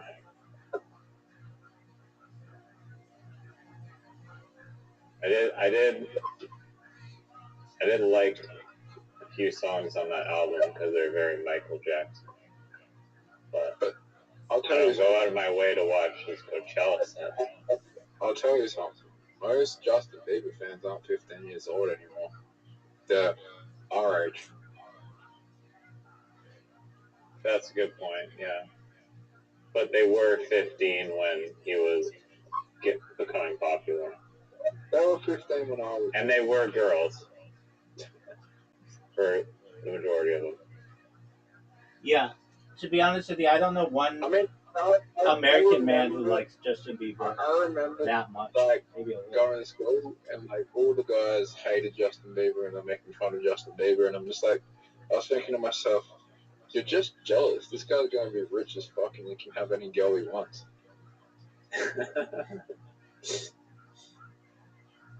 I mean, you're not wrong about that part. So he picked Haley Baldwin.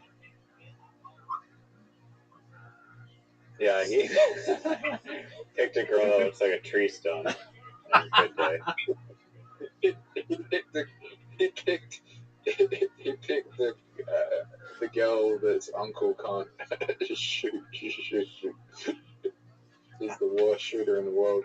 I do think it's really sweet that they have a video of them first meeting. I think that's really cool.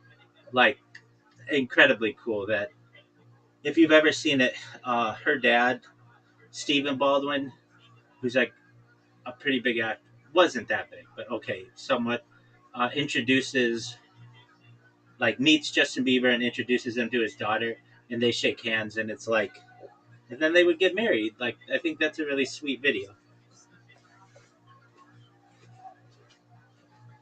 It's a strange way to meet someone that you fall in love with as you're the dad introducing their daughter to him. But he was probably famous as fuck at the time. I think Justin Bieber's with that girl because she's also famous as fuck. So they have like their own little bubble of like everyone just is harassing them, and they bond over that or something. I think he's like, I mean, I could be wrong, but he's like, he knows that he's just been a pawn in that whole Hollywood world, and in his own way, just like wants to have a family and tries to keep as low profile as possible. Now, is performing at Coachella a low profile? No, but you're only going to be able to do that for so long. And his wife, his wife's worth more than he is now. What the fuck? What does she do? She sold some makeup brand for $1 billion. Oh. Damn. Which is like a thing. Like, do you think they would not be together if she was not like a villain? Oh, you're saying if she was just like a random girl? Yeah, no. He married into what many people would consider to be Hollywood royalty. Though the Baldwins aren't that. It's not like marrying into the Barrymores, but they're pretty big. They're like an acting family. But he didn't marry the most famous Baldwin's. Like, he married maybe the second famous Baldwin's daughter, which at the time she was nothing. She was just like a model. It's just these people like the Hadids, Gigi Hadid and Bella Hadid, who just grew up in Beverly Hills, basically got in with plastic surgery early, and it was very smart of their families. They basically, as I understand, they'll partner with a makeup company or cosmetics company or whatever. This is what uh, one of the Kardashians did. Well, a few of them maybe, and or Jenner, not not what are the Jenners? Not Kendall, but the other one. And uh, they basically say, "Look, you're going to be the face of our makeup brand. You get all your little girlfriends to wear our makeup, and then in 5 years, we're going to go public with it, and our stock will be worth $1 billion, and then we'll give you 75% or whatever." And that's what they do. That's how that one Jenner became a billionaire. Yeah, I'm going to sleep, but thanks for chatting. Absolutely. Peace out, Suit. Are you coming back tomorrow? Tomorrow's Michael Jackson night. Yeah, I've been on a roll of like countless movies in a row now. I know, documentaries. Oh, yeah, probably. Yeah, dude, you're just becoming smarter and smarter. Oh yeah. All right. Peace. It's tomorrow Michael Jackson night? Oh, that's bullshit. Zoot, did you know that they had the Michael premiere in Berlin? Yeah, everyone's saying it's the best biopic of all time.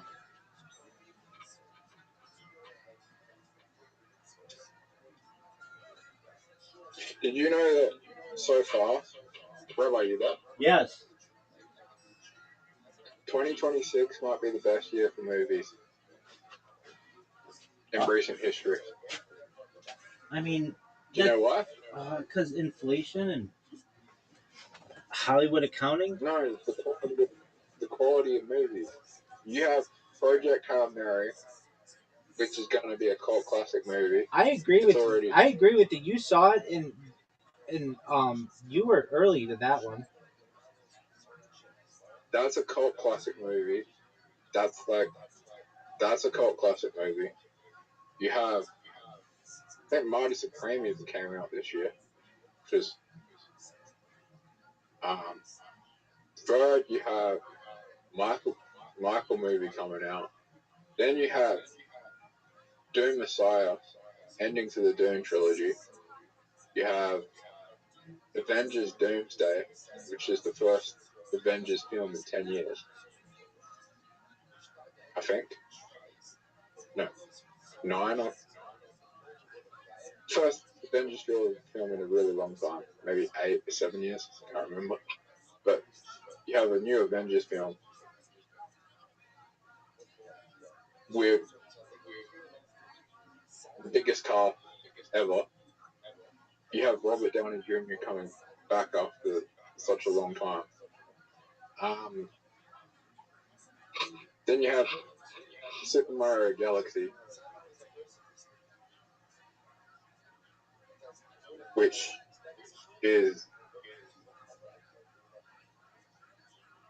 has the most mixed reviews out of any movie of all time.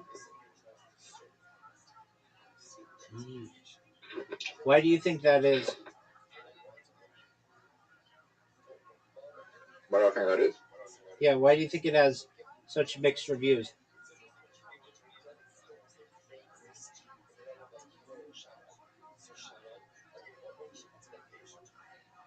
Because it's a children's video game. It's a children's movie dedicated to the nostalgia of one of the largest franchises in the world. So the young adults are relating to the children. Yeah, it's very orientated to children, but also has a lot of nostalgia for the Mario fans.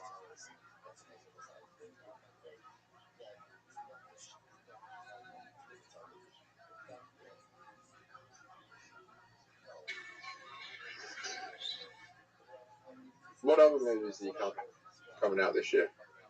Michael? There is that Moana, like, no one's gonna give a fuck about that one. A Spot in the Spider-Man movie.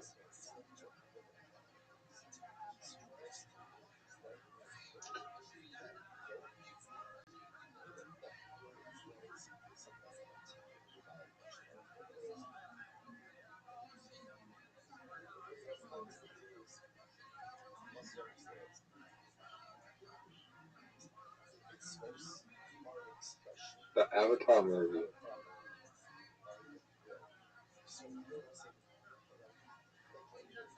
Avatar movie comes out this year? Yeah, the last Airbender. Are you Oh, excited? you got Clayface. You got Clayface. What's Clayface?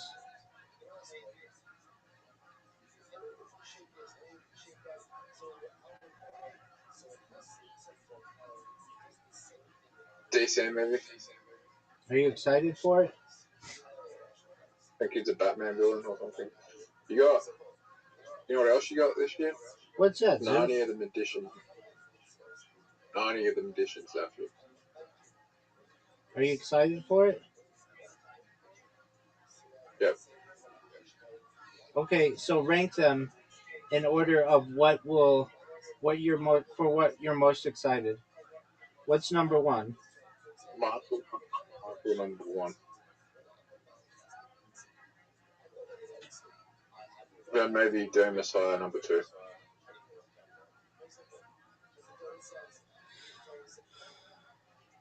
Then maybe Doom Messiah number. Then maybe Doomsday.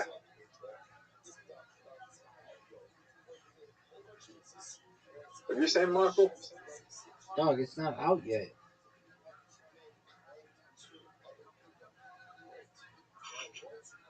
Came out in Berlin 2 days ago. Okay, well, I'm not in Berlin.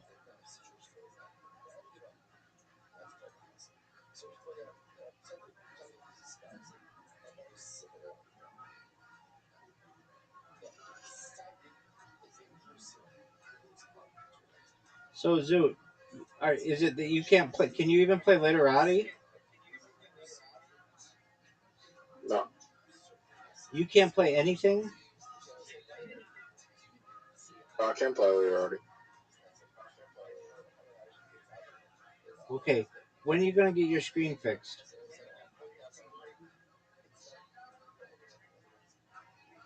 Wednesday. Okay, are you just lying? Try Wednesday. Okay, are you going to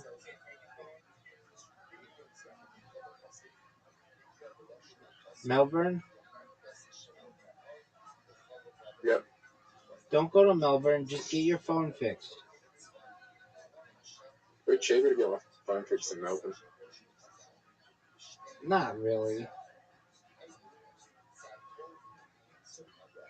It'd be the same price. Maybe like $5 less. Maybe.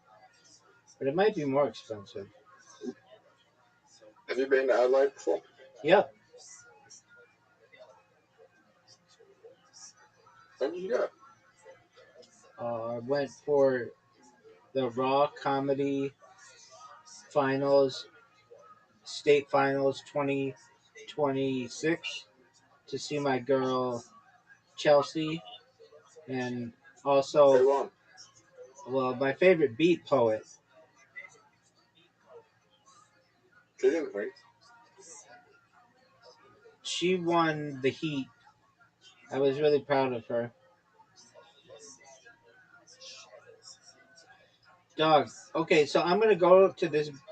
What's the girl who is in the finals for Raw Comedy? What's her name? Kelly Harrison. Okay, and I'm gonna tell you how hot this girl is from 0 to 10. He's already. Okay, it's Tilly, Tilly Yeah.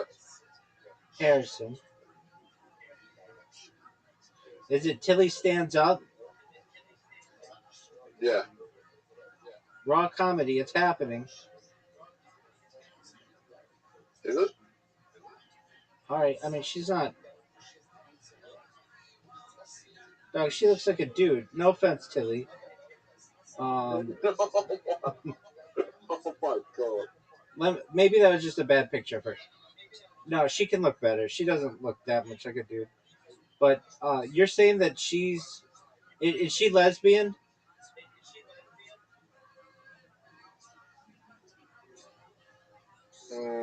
Bisexual, maybe. She might be. I know that she made jokes about being. What's the word we're looking for? Bisexual, polyamorous. No. Polyamorous, yeah. All right. She's not that bad looking. I just saw a bad picture of her.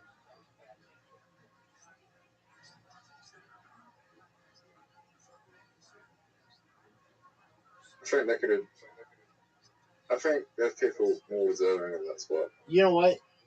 She's not even that bad looking. She just has a bad haircut. That her hair isn't all bad, but her bangs in this one picture could look better. But that's cool. I'm sure she thinks the same way. When she wears makeup, she's sort of pretty. Not. She's kind of, I'm I gonna don't know how old she is, but I'm gonna follow I her, think she's younger. and I'm gonna I think she's follow. like 19. What's that bitch's name? Chelsea. Oh, so she doesn't even know how to do it up. Chelsea. What's that bitch's name? What? What's Chelsea, the stand-up comedian?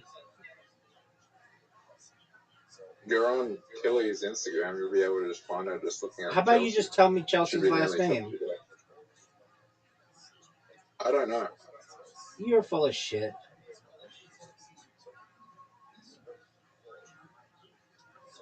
Did you follow her?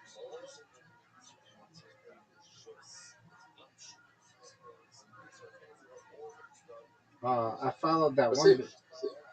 I followed that one bitch, Tilly, Yeah, then go.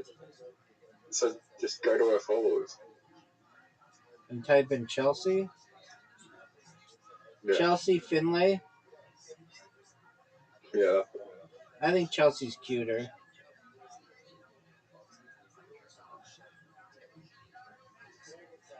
Yeah, Chelsea's definitely cuter. She's pretty cute.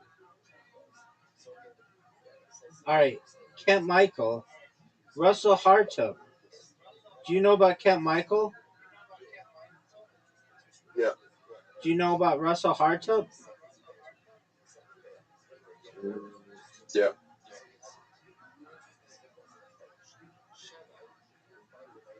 Why are you following these people? Because I'm Adelaide's biggest stand-up fan. Who else are you looking for? Oh, there's another. Wait, this goes. Hold on. Um, hold on. There's one girl who maybe is okay looking. Allie Dunt. Do you know Allie Dunt? Yeah. She's getting a follow. Fuck it. I'm following all the people of Adelaide's Next Top Model or whatever the fuck we call this. What's the name of the what's the name of the beat poet? I don't know. What about Eddie Dabrowska?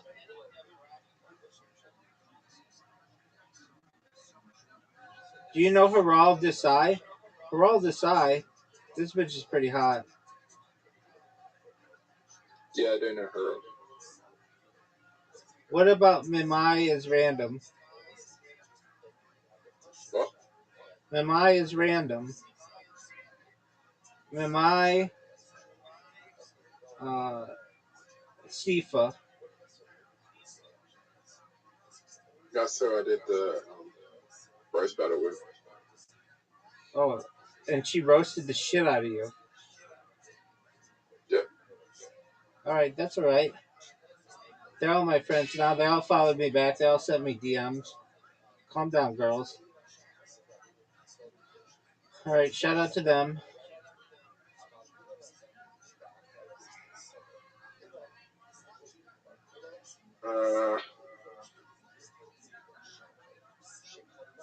Scott Roberts.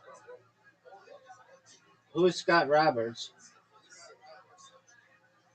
I don't know. Okay.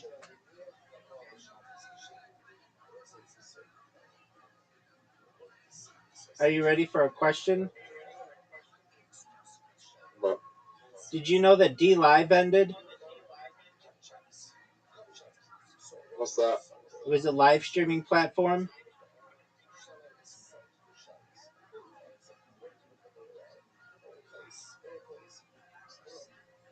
Did you know that D Live ended?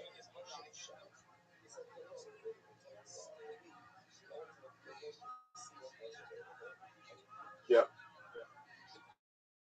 What are your thoughts on D Live ending? I couldn't be happier. Why?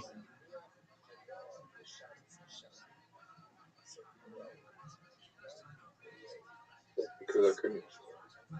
What's the date today? Uh, Today is the 25th of Nissan, 5786, Sunday, April 12th, 2026. Alright, man. What up, pimp?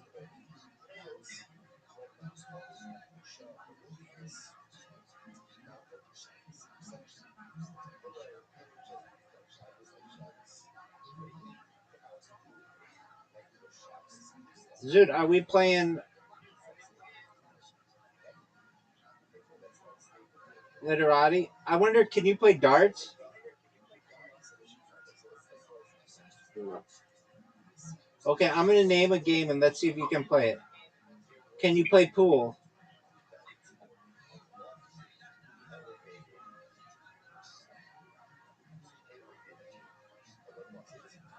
Dude,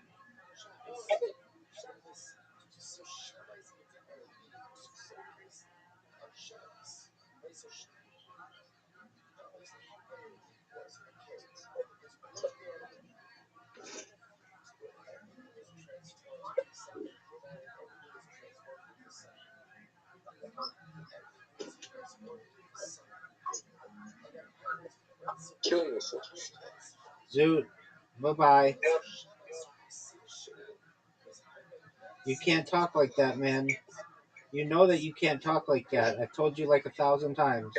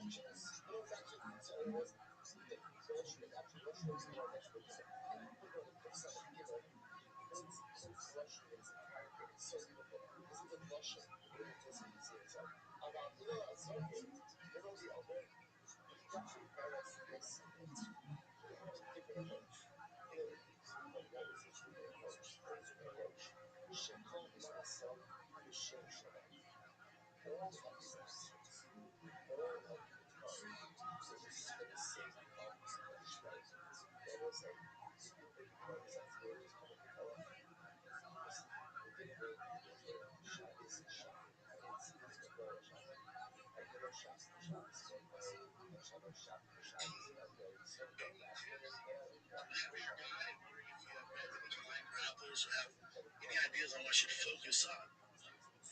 I'm not blind, my brother. I've never been blind. Because you can't see, because you're blind, you don't want to get reversed, or you don't want to give up something. Because I'm assuming it's tougher for you to see certain submissions, especially when you're on bottom, where there's this transition, you can't see it coming, where usually your vision can play a certain role and help you identify certain dangers when it comes to your neck, or Americanas, or stuff like that, or ankle lock. So control his ass, and you're bigger too. Control his ass. And then start feeling it out. Nope, we're all be on bottom. Especially, he's a bigger dude, so we don't want to do that. Okay, we don't want to do that.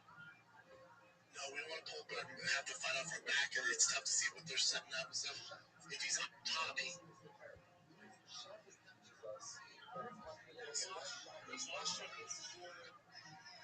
also exhaustion.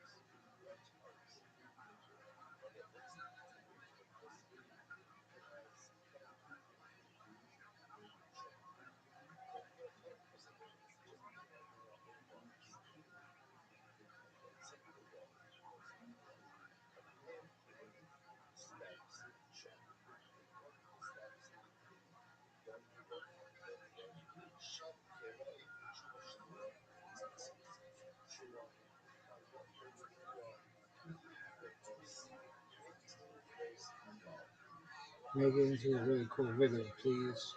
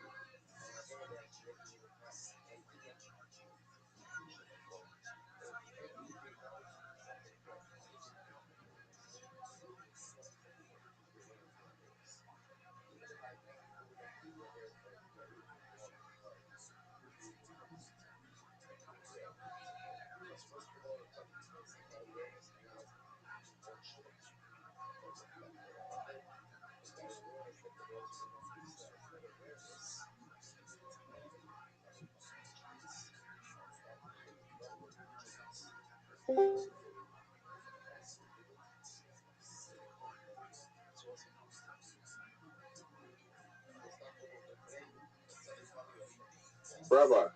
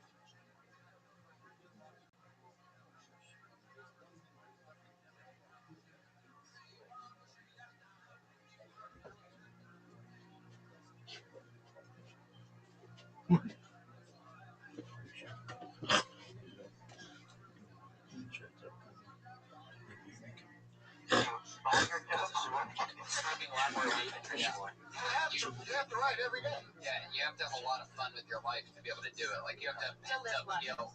You know what I mean? Like, we also have to live life and just observe. Same vacationing, drinking, smoking, massage parlors, everything. The mall, riding your motorcycle fast down the highway. You know what I mean? Like, things that make you feel good, you need to absorb a lot of those so that you wake up like guilty, like, oh my god, I need to create some shit or else I'm not doing anything. See, I feel like I am creating when I'm paying attention. Right. So I try not to listen to music. Like if I go on if I go on a walk or a run, I just try to always be aware. I always say that I'm not a comedian. I just get paid to notice things that most people don't notice. And I also want to say to you that, like, if you're gonna do an impression, don't ever do an impression of someone that someone else has done an impression of. Right. Because you'll always be compared to the person who did that.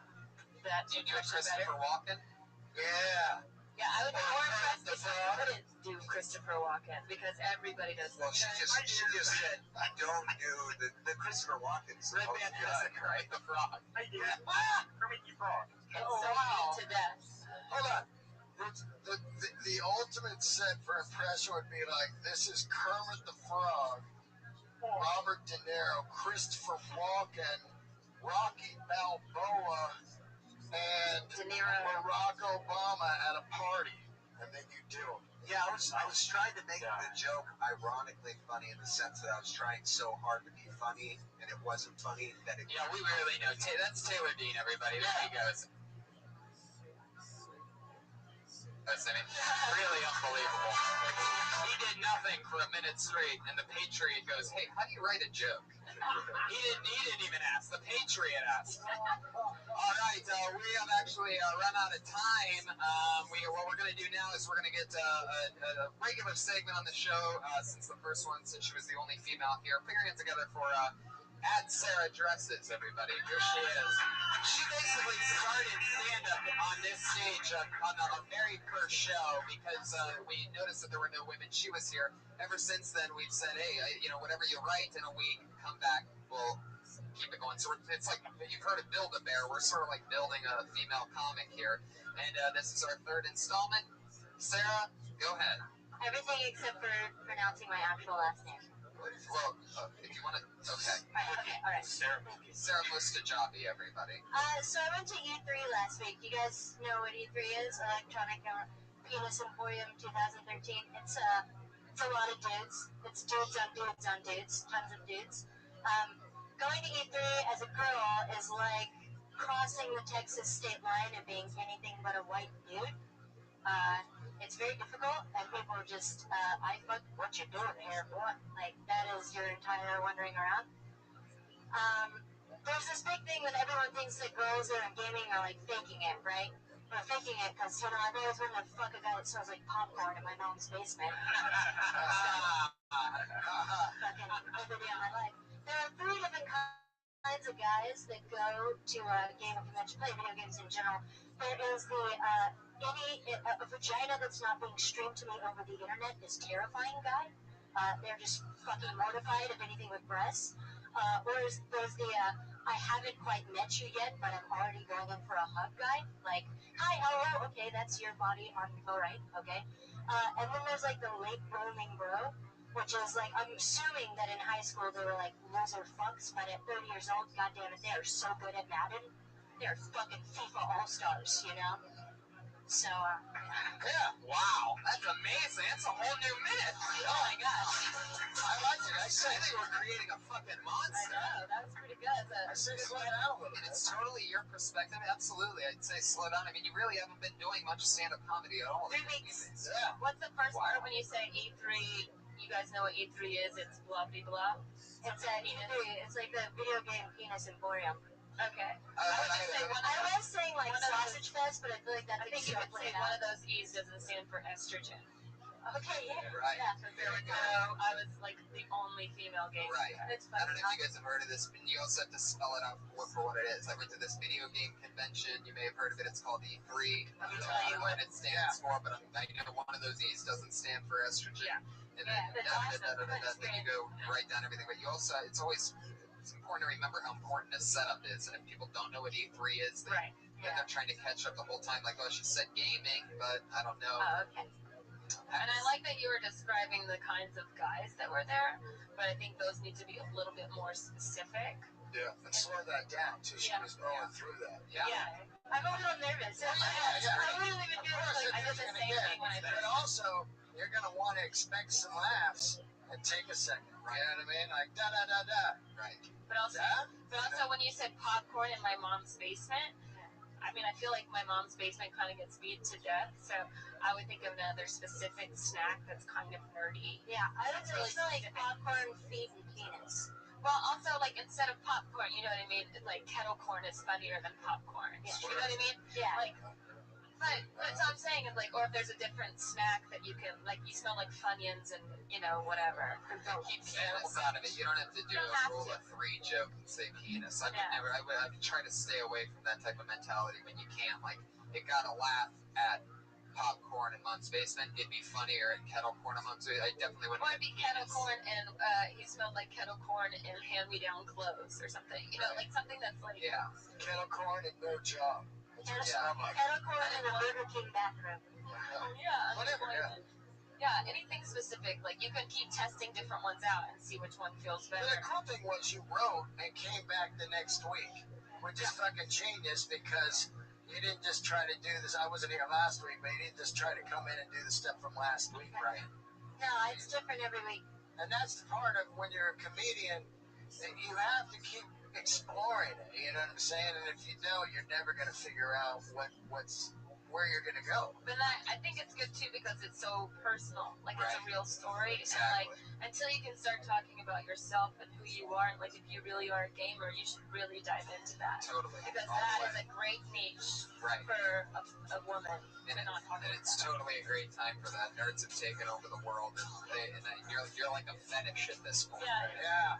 Sarah Dresses on Twitter, guys. Give it up, Sarah. Yeah. Hopefully she'll be back next week. I want to say something before we split. Thanks for having me on, guys. Of course, I was going to say thank you to Dean Del Rey. That's at Dean Del Rey on Twitter. What's happening with you, Dean? Let's see. Going to the Hoya Comedy Store with Chris Porter next month.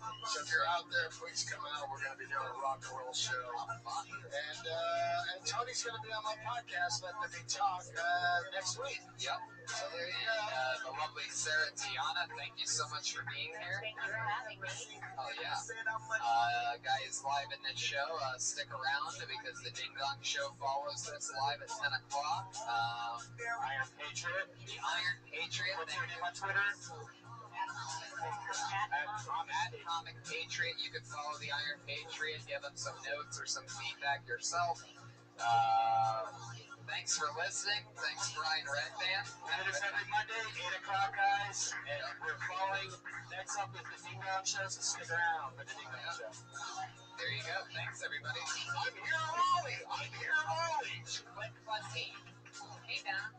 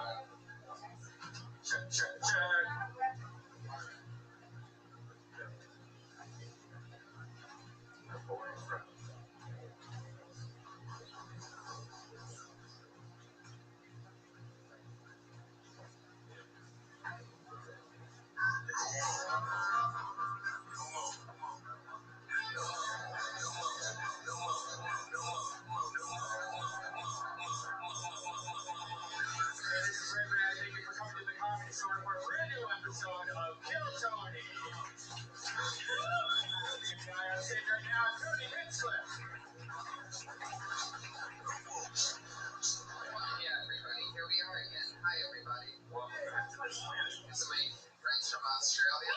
Give it up for the Australians. Representing, now we have the full universe, the full world press on, so we get a very worldly view on today's show, which is exciting. World feedback from the down under. Fuck New Zealand, right, guys? Here we go. See, we're already in love with each other. Perfect. Outback, what? Yeah. Bloomin' onion, right? Lord, that's what I'm saying. Try this over here. There you go. Wait, it's not really an Australian restaurant. No, definitely not. So you had a fun time. I'm kind of jealous what you did this weekend. So explain what happened. Ari Shafir, who is our guest tonight, that I'm very excited about.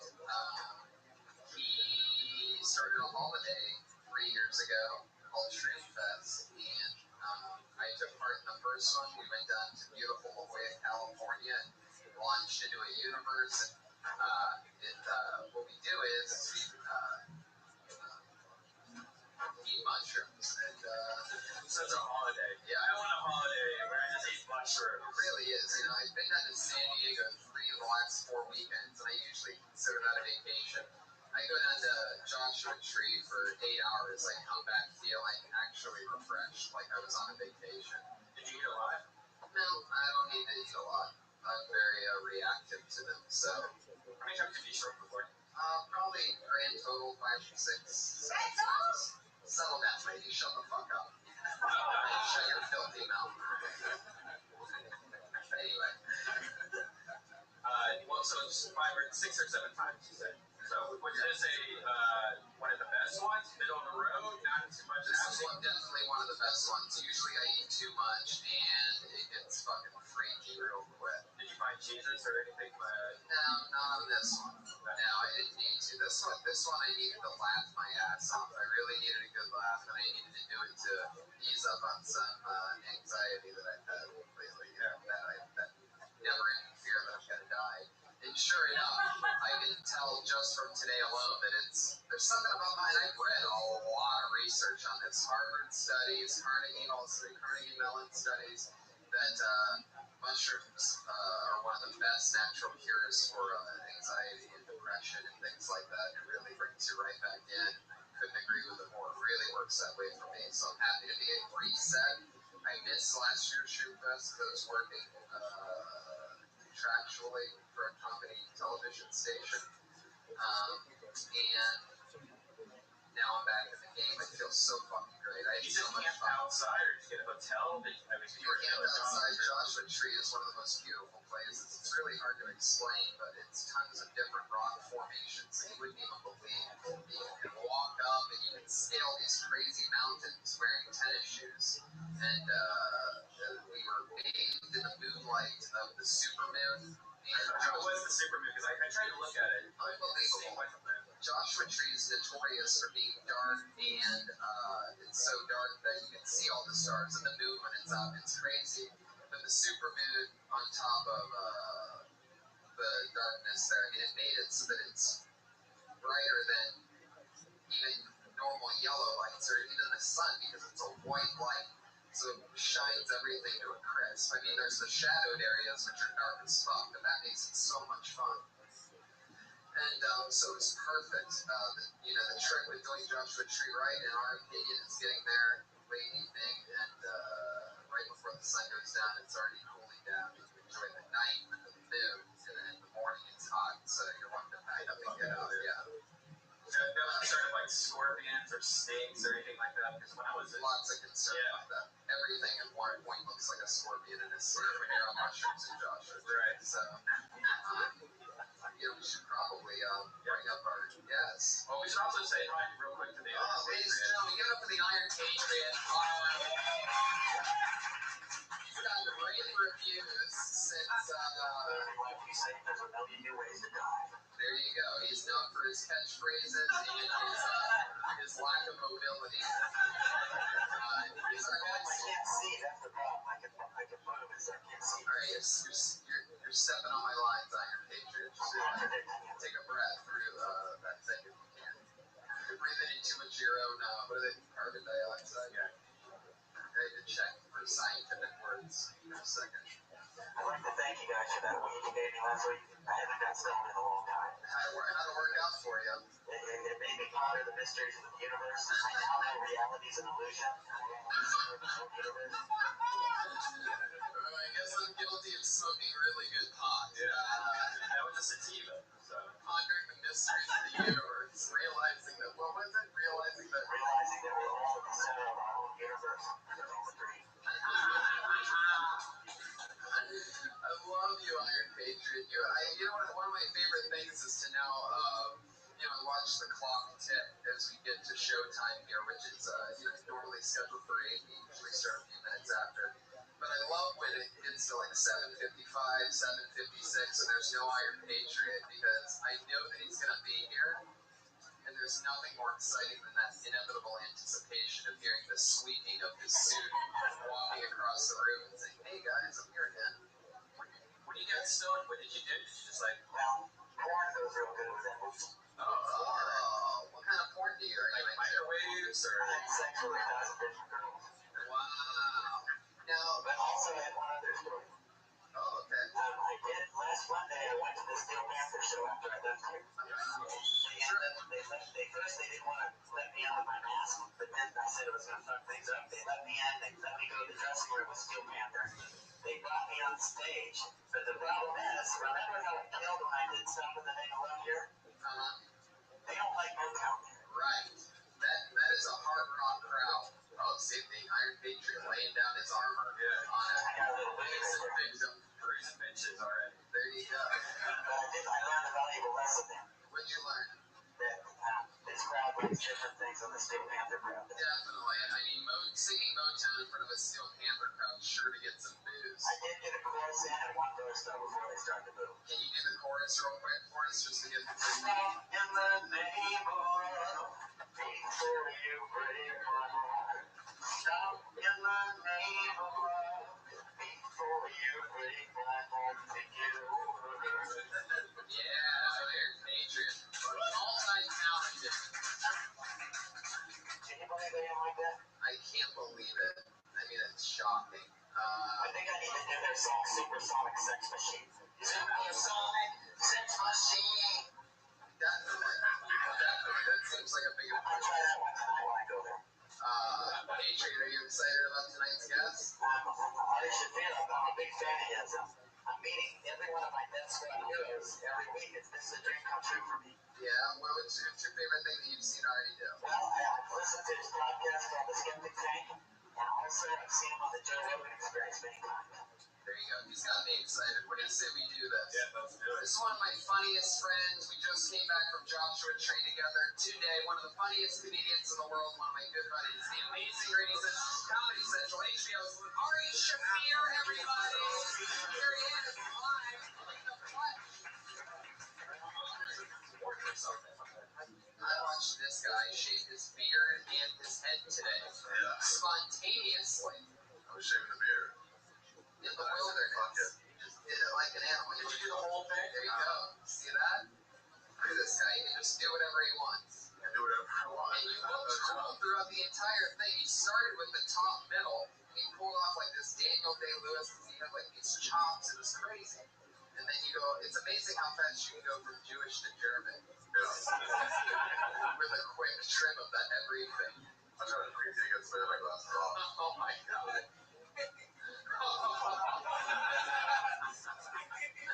I remember this season, like 4 years ago when you went through this season, and you started wearing the little hats on the side, and then you started dressing up. Yeah. You have so many different eras of the look. Yeah. I mix it up. I like to mix it up. That way I could, I don't know. I came from facial hair, so I don't have a choice in hair. I just do the laziness. So, did you have a good shirt? Did you go deep? Yeah. No, not crazy. I just had fun walking around looking at stuff. It was very adventurous. It wasn't the super visual. It wasn't the super I found God. It was the adventure. I want to go through this. Let's go find more rock formations, going under things, and wondering if we're gonna end up in a trap, like a labyrinth-like thing that we just have to back out of. Then you find a new opening, and you're like, oh my god. It was so much fun. So we went miles away from our campsite. Under the wilderness. Yeah. It was pretty fun. Coyotes just howling. I mean, the place was alive. Wow. Very exciting. That's cool. Now, Ari, have you seen the show before? Do you know how it works? I think so. I haven't seen it before, but I think I know how it works. Everyone gets up here, and then Tron over there gets a smack him in the face if they do something wrong. That's right. Tron. Whatever. I am Patriots, a big fan of yours, Ari. Nice. You said it was an honor. Yeah. Honor. I love it. Well, what do you say we get the shindig started? What do you think? Yeah. All right, everybody. This is how it happens. You guys ready to just kick this thing off or what? Yeah. I say things like that, and then we can do that. All right. I made him clap and then get into it. All right, if you don't know, comedians do a minute, and then we talk about it. Going up first tonight, lucky number 20, Jeffrey Feldman, everybody. More people sign up than ever before tonight. This is a record sign up. Over 27 young, rising, and some old, not rising comedians signed up tonight. Bring your hands together for Jeffrey Feldman, everybody. Here he is. I watch so much porn that people would think that there's something wrong with me if they saw how much porn that I watch. Like I've been checking out this new stuff called Big Sausage Pizza. And the premise of this web series is there's like middle class women and they will order a pizza to their home. And the man will arrive with a pizza, but he catches, he's got his cock through the pizza box for the pizza. And the woman sucks his dick to the pizza, which is a completely logical response that if somebody delivers a pizza to your house with his cock in your pizza. But I feel for these people, right? I feel for these guys. Because first of all, they have to learn a commission, all right? And if they have to do the trouble of cutting a hole in the center of a pizza box, right? Driving to the LA traffic to somebody's fixed residence and delivering this pizza, right? They better get the dick sucked because that cheese is scalding hot on their scrotum, right? Is that a minute? Yeah, there we go. 47 seconds.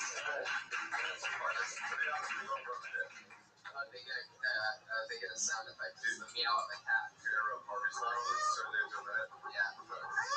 Yeah. Like that. But he did 47 seconds. The pizza box, scalding hot cheese. It's just a point. It's not scalding hot. It's scalding hot. Scalding hot. Yeah. Scallion hot. Scalp. It's really hot. Yeah. It's angry. And that lady is a wildfire over here.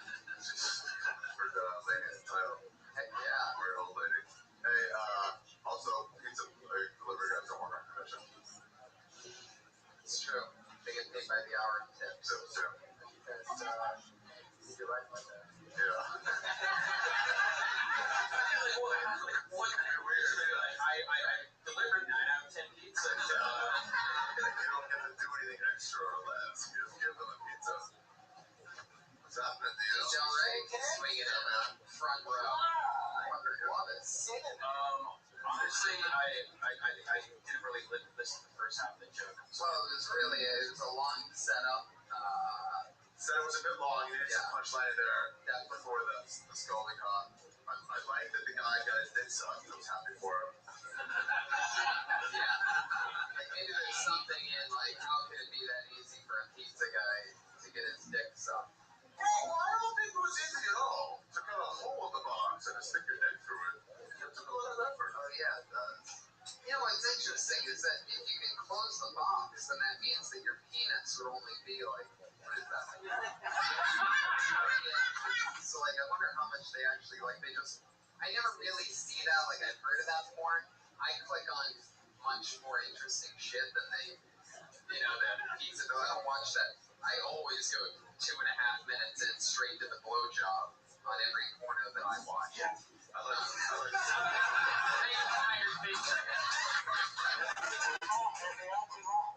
sometimes you just can't. There you go. I love it. The Iron Patriot just gets right to the wet shit. I love it. Maybe he puts his penis in there, but then to save room, they have that thing in the middle of the pizza that's on the box. So, yeah, maybe they put that on his penis and fold it in. Oh, I see. Could that be a thing? What if she microwaves the pizza first before you eat it? Yeah, what if that? Are you going to show her how to microwave? Or are you going to run that fast? So hold on. So it's a guy who gets this pizza boxes. That's what you've been watching. All right, that's cool. Not really. Actually, it's kind of bizarre. And this is like a good thing that you watch. I don't have to. Yeah. What kind of porn do you watch? It's fine. I don't know why, but I like interracial porn a lot. You say that like it's really, really, really wrong to like interracial. I don't know why you're gonna hate me. Interracial porn. Of course you're drawn to it because it's animalistic and more interesting than boring vanilla on vanilla crap. Yeah. I don't like interracial because I like to imagine the penis is mine and when it's black. Interracial is also a white man with a black woman. No. That's not true. That's not called interracial. What's that called? I'll say what is interracial? Black man, black woman. Yeah. Lots of porn stars about it. Yeah, black woman, white man, not called interracial. What's that called? Bestiality. Yes, Marty's premiere is here, everybody. Jeffrey, I feel like we've done about as much as we can do. Thank you, Jeffrey Feldman. Sure, night shifts. Network shift. Yeah. We didn't have to give any tips on the road. They had a good premise, but he couldn't really execute it. That happens a lot of things. I like how it looked like the lead singer of Fun. Yeah, that's true. That should definitely be an opener. Or Elliot for easy. Hell yeah. Yeah, Jeffrey Feldman. So you're Jewish, right? No, you're gonna be huge. Feldman. McDavid. Corey. My Iron Frank David. Fuck yeah, Iron Patriots on his A game tonight. What do you say we do another comedian? I reach into the bucket. You guys ready for more or what, live audience? Fuck yeah.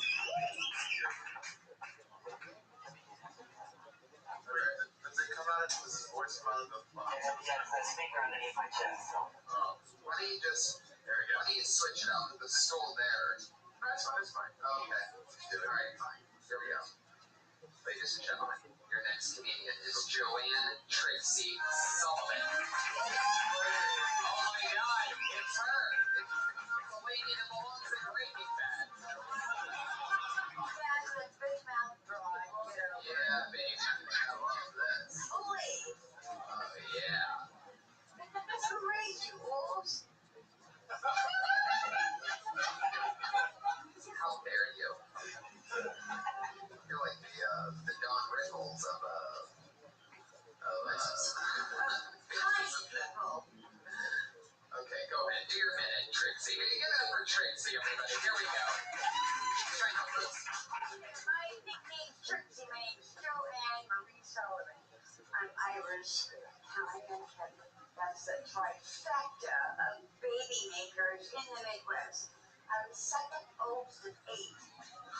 Changing diapers, cloth diapers, and washing them in a rigger washer at age 6.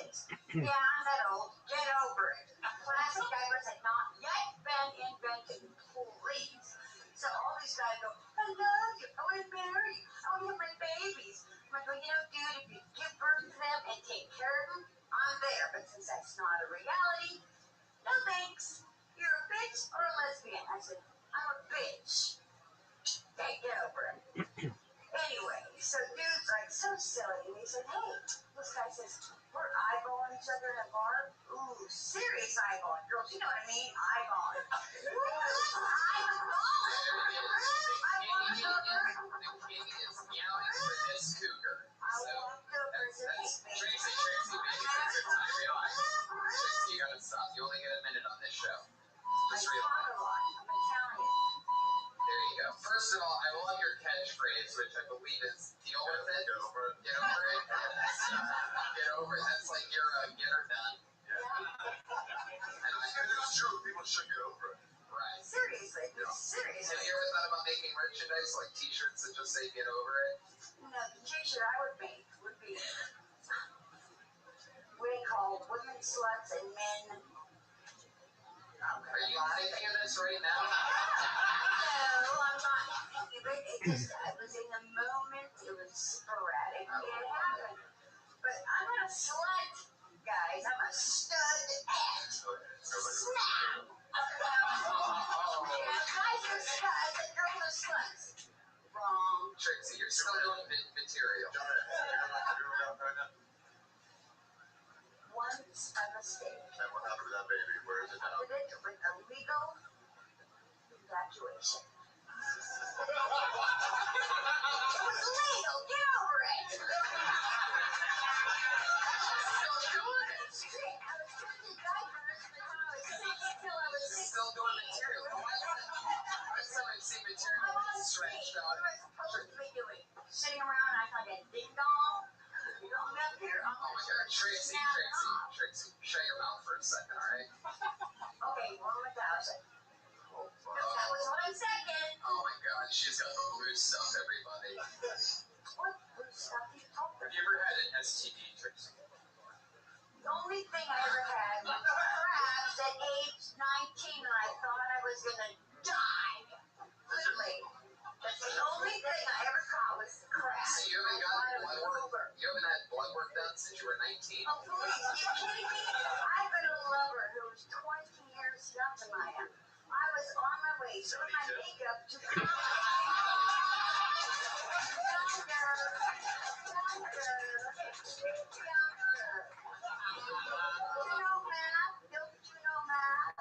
Get over it. Exactly. Now I had some really good hot loving from my much younger Right, lover. Trixie. What? That's the question. You just keep doing material. I think it's going to turn the crowd off from imagine you having sex. So, especially when the black guy and other girls. You had sex with a black guy? No, my very much younger white boyfriend. What is it? I'm 55, he's 34, he's a master of the Kama Sutra. Oh, wow. What does he do for a whole month? You know what? I missed that. I missed it because of the erratic laughter. How does he earn his living? He is a computer forensic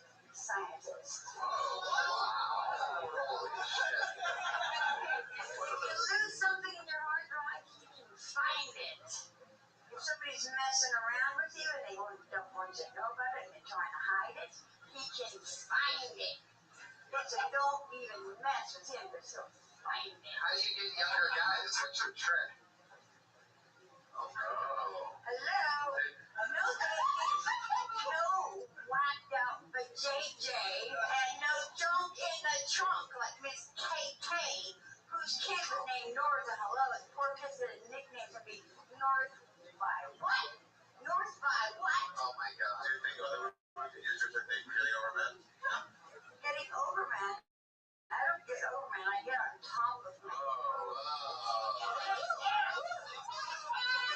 Are you all tucked in? Are you all tucked in? Is it? This is it. I got no girdly. I've never had a baby. Whoa. Fuck yeah. You see you don't have any kids?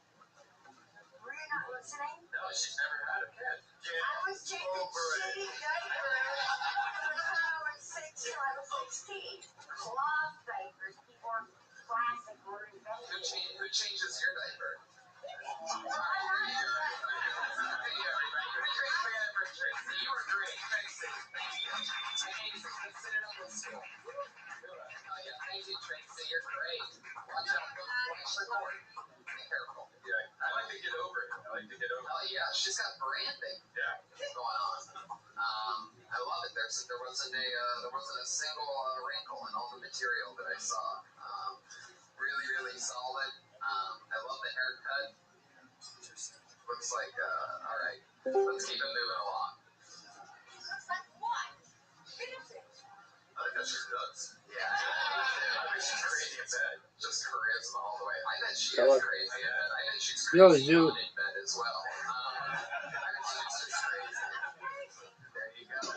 Alright, Rabbi, I came up with a new concept. What's that, big dog? It's called multiple scenario audience comedy. What is that? MSA. It's when you're doing a set and the one crowd doesn't like it, and then you use that set on another crowd and they like it, so you have to come up with a scenario to save yourself. So you have to have multiple jokes in the scenario if the crowd doesn't like it. So you gotta start, if the audience doesn't like your set, you gotta start shitting on your set to save yourself. I don't get it. How about you just be funny? No, alright. I've seen it before that like this girl was on stage and her set was going really bad, and she saved herself by making fun of how shit her set was going. Okay, how did she do that? How'd you do that? That's what I asked. She just tied it into her jokes and saved like the last 2 minutes of her set, and then did everything about how bad she was going on stage. She was just like, this. You know what else? She was just like, you know what else is fucking shit? This set. It's just fucking hilarious. Came out of nowhere. I don't get it, Zoo. What? I don't get your idea. What do you do? Multiple scenarios. So some jokes work on some crowds and some don't. So you have to have a backup plan to how to handle those scenarios. Okay, does that mean you're getting your phone fixed on Wednesday? I'll be working Wednesday. What are you doing Wednesday? Performing. Okay, are you going to get your phone fixed? Maybe. That's it. When are you going to go viral? Zoo, I just want to play games with you, okay? Going viral is a lot more difficult than getting your phone fixed. Is that Jacob Huss? J-Ski?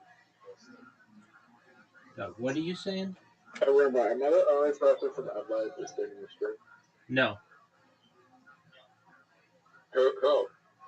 I know 3 other people from Adelaide who've been in my stream. Really? Yep. Ken Michael, Chelsea Finley, and James McCann.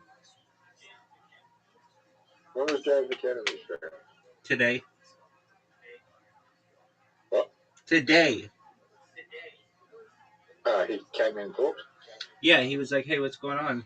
And I was like, oh, what's going on, James? I loved you on Kill Tony. He's like, oh, that's baller. Do you know Zoot? And I was like, yeah, I know Zoot. And he was like, do you know when he's going to get his phone fixed? And I was like, well, he says Wednesday, but I don't think anybody really knows if that's true. And James McCann was like, wow, I bet you really want to play games with Zoot. And I would say, yeah, but he threw his phone against the wall and it no longer works. What is this bullshit, dog?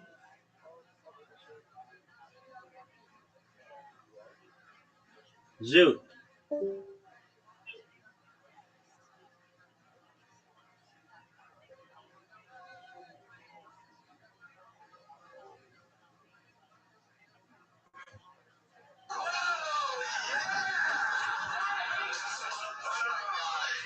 She made a fart noise after she said squirter.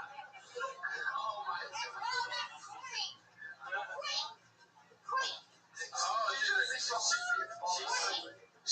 She's a squirter. And when she queeks, she squirters. Dentures? Actually, yes, some psycho creeps in North Hollywood bashed out my teeth, so get over it!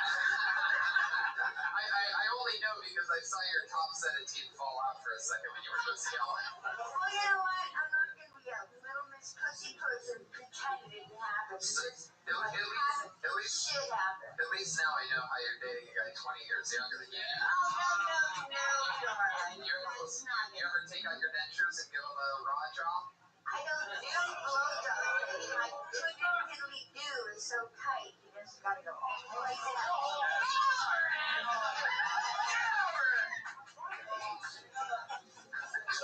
Diddly do.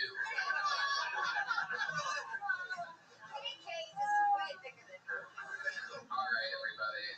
We're gonna go with your next comedian here. It's fun so far. I love what's happening. I love the energy in this room. Hey, I want to know if she has any advice to the younger comedians. Yeah. It's a great question. All I have to say is that whatever you feel, and it's in your heart, say it, because this is truly from the heart.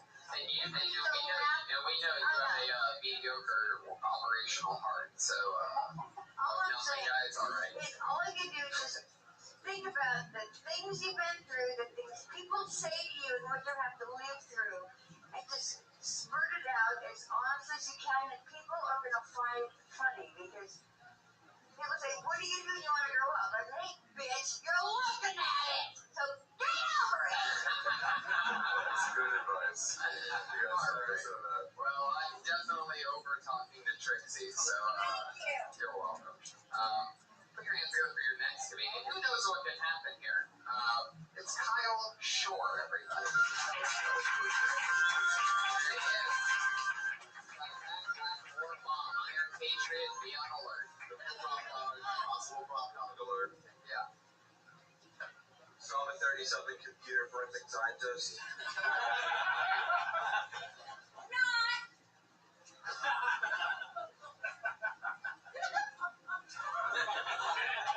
I mean, clearly, I'm not helping. I'd be more down with helping gay people if I didn't hate rainbows so much. I just hate rainbows. I don't know why. They're tacky. I'm not saying segregate all the colors. I am saying I'm white from the South. I just don't like rainbows. You can't. Why you throw all the colors together? Like, at least make it 3 colors or 4 colors, like every other flag in the world. I think there are at least 3 or 4 colors. I don't know. If it's not in the South, it's probably a Yankee. Just fucking your cousin's weird. Why did I think I thought I met you at the family reunion? That's All right. Everybody settle down in here. Obviously, we created a ruckus. Yeah. Trixie, just settle down. You don't have to leave. Just stop talking. You're answering rhetorical questions that comedians are talking about now. Hey, zip it. No more talking. You're like See that lady right there? She's the queen of the comedy store. See how polite behaved she is? Take an example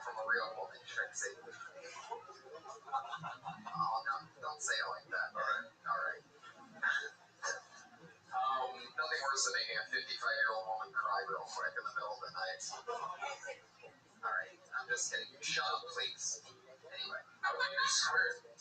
so, was the material that was thrown a little bit by Trixie? Definitely. Let's face the facts. A heckling from Trixie is a heckling that nobody wants. Nobody knows starting off with what just happened. It's true. He rode the wave, and Trixie, stop Dude, talking. you're mean. If you can't stop talking, you're going to have to leave. You're mean. For leaving? You're just a mean person. Kyle. Lower. What were we talking about? You just kind of got into I like don't a know. racist thing. Yeah. You need to think about your actions, dog. You said that you'd be more likely to help the People think some names mean a whole lot, and I don't know why. moving, shopping, mow the lawn. What do you mean help the gays? Yeah. Rabbi. What up, dude? Rainbows usually have like four colors. Yeah. The souls captured on the moon. The people that try to remote you go to the moon and they get put into prison on the moon by the remote viewing police. Did you know that? And then they go into comas in real life. Do you think that's real? Have you ever killed anybody? Do you remember the discussion we were having about like reincarnation on the moon? Word, dog. I think. Hear me out, Rabbi. You want to hear me out? I'm listening.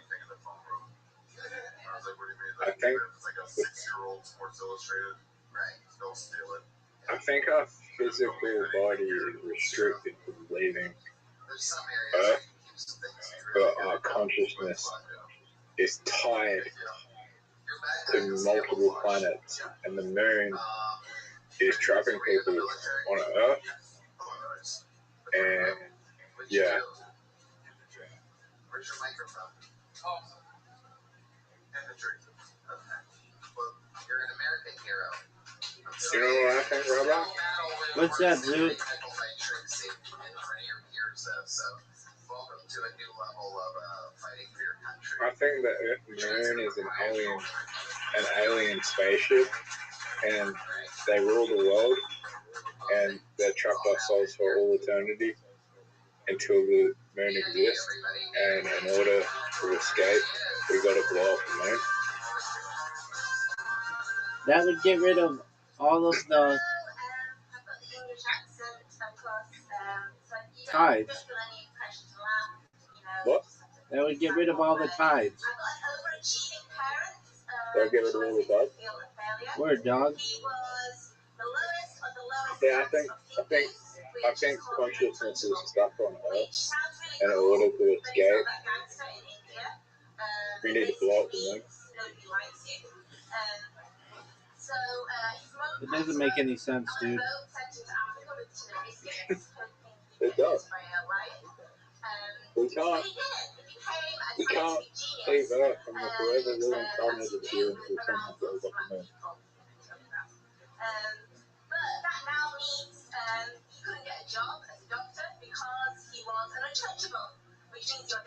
I don't even know what I'm saying.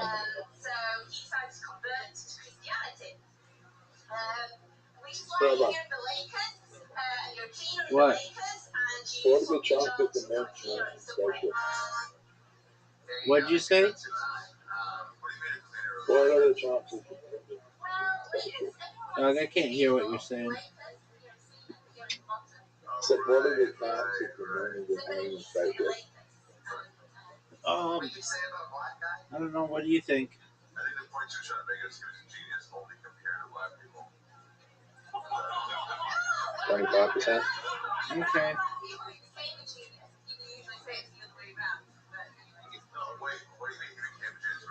Zoo, when are we gonna play a game again? What did you do in Africa?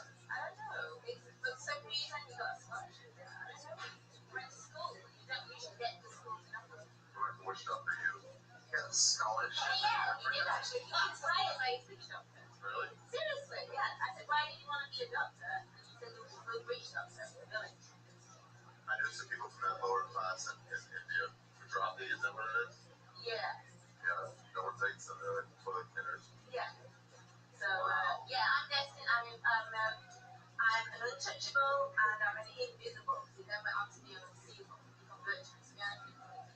am a woman, so I'm definitely. You don't have to wear that. Holy shit. You don't have to say that you're British. We're just gonna start talking. Waste of time. You're gonna start talking, they'll figure out that you're British. Yeah. Really? Yeah, it's not that unique. Okay. No doubt about it. Yeah. You can even mix up and say, like, I'm sorry, I'm Chinese or something. I bet you say Australian, no one would know. Yeah. No, we can. That's the whole point. I'm invisible, that we can do whatever I want. When you say you're invisible, what does that mean? What do you mean by that? I don't know. Apparently I'm unseeable. That's not true. I think it's not ugly women. No, I am. I am unseeable and untouchable. But not in a cool way, not in a gangster way.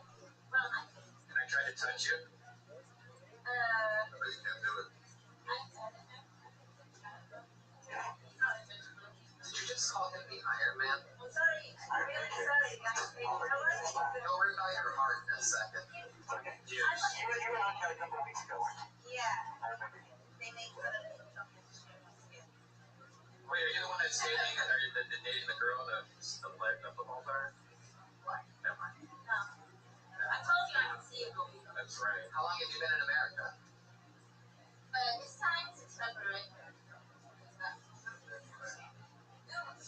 How long have you been doing comedy? I told you this last year. But honestly, Oh my god. Well, it's unforgettable. Yeah. Can we get Trixie up here to have a crazy offer right now with this lady? Thank God. Keep her out, Demetria. Do it for your match. She needs her own show. She needs a lot of attention. Yeah. She needs her own show on Animal Network. The obituary channel. That'd be a great channel. That would be a good channel. People dying is always fun. Yeah. I was really stricken with the loss of James Gandolfini last week. Were you really? One of my favorites of all time. What were you hoping it put out? Well, a lot of things. I mean, anything that I've ever seen him do is very impressive. What's last time it worked? He did a lot on Broadway lately. He's one of those actors that's like very neurotic and cool and tough. You're good to go. Thank you so much. I'm sorry I forgot you're up here, but you're so invisible that That's sort of a platform which keeps saying I'm invisible. yeah, I know that's like a really sad outlook on life. Do you understand anything that just happened over there? Not at all. Was that jokes? Nothing sounded like a joke. It sounded like some kind of story It about. looked like we were learning something, but we weren't laughing. Why did you just chime in earlier with that? There's nothing meaner than when the iron. It wasn't funny, but it just didn't like Match up. happen. There was something there we could learn. I don't know.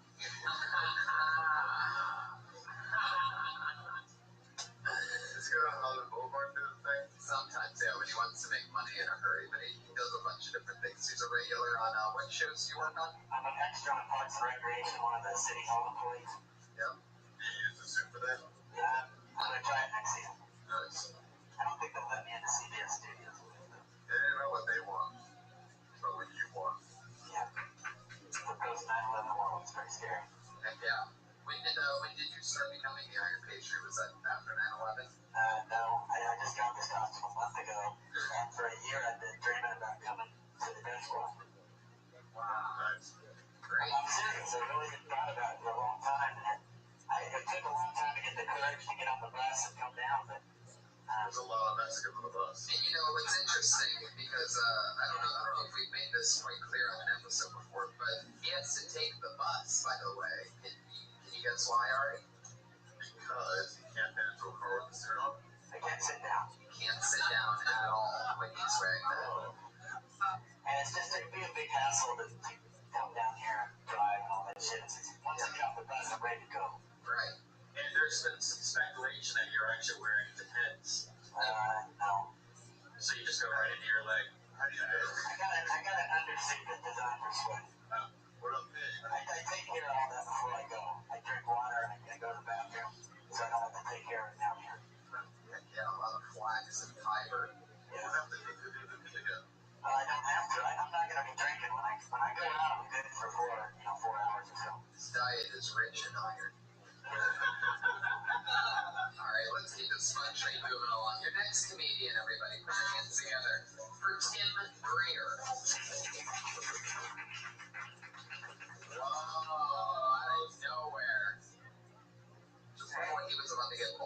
molested. No, that is what we do to people when they don't show up for their slots. I wasn't talking about the blatant color of your skin. Tim Greer, everybody, here he goes. Hi, friend, Tim Greer. Hey, relax. So, I hate people that say stupid shit. Like YOLO. Like this thing. If y'all know what YOLO means, YOLO means you only live once. Who the fuck live twice?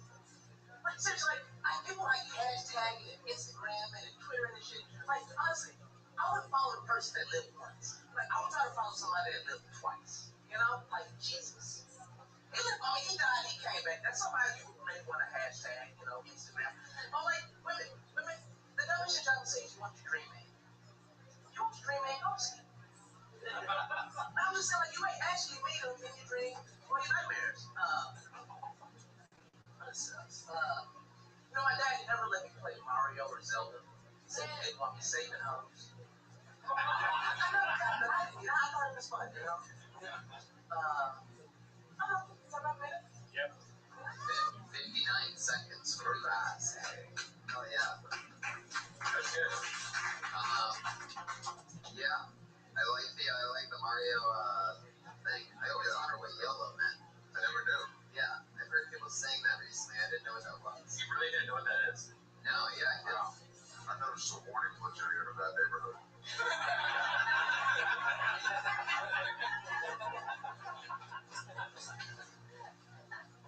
Yeah, what was the other thing you talked about? Oh, yeah. How did Jesus live twice? That confused me. He came back. Yeah. Supposedly. So you also don't know. So he died and he came back, but then what happened when he came back? He was like gone immediately, right? He came back for like a few hours. People were like, oh my God, there he is. What did he do? Well, you don't know Christianity. You're challenging my Christianity. I'm not denominational. You don't even know what he came back for. How long was he back for? Does anybody know? In this 3 days. Ultimate fiction of fiction. No, 3 days later, more people know how long Gandalf came back for than Jesus. How do you not know this, man? How do you not know Christianity? I went to a Catholic school for 12 years, and it taught me one thing. It's how to block out their bullshit that they're trying to drive into my ears. That or you were molested and you just forgot the whole 12 years. I wasn't molested there. I was molested, I swear. Hey, Kanye West, why don't you settle down, alright? I don't make jokes up here. Who do you think you are? You? Don the Magic Wand Rickles? Settle down with your roast jokes. What the fuck are we talking about? Oh yeah, Jesus. I got it. Came back twice, he lived twice. So. He was taken into heaven to sit at the right hand of the Father. There you go. There's our, not only our head of security, but also our head of scientific fact. Seriously, you said that you read this show like without someone lived twice, like Jesus, but then you said it again for some reason. About following someone who lives twice. Which was like unnecessary. I was thinking maybe a Tupac hologram reference was coming. Oh yeah, maybe. Maybe something's there. Who else lives twice? Who else lives twice? Mario lives 3 times. Oh, there you go. You got a call back there. But there you go. We don't make reference to it.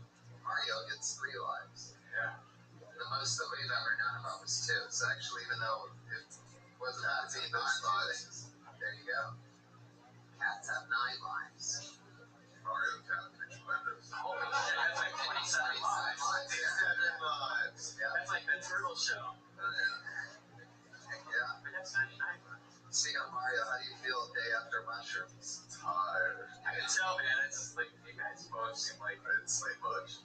I just want to drink my urine or something. Yeah, I'm super refreshed. I just didn't get that. I didn't get the full amount of sleep that I needed to drive home with some music.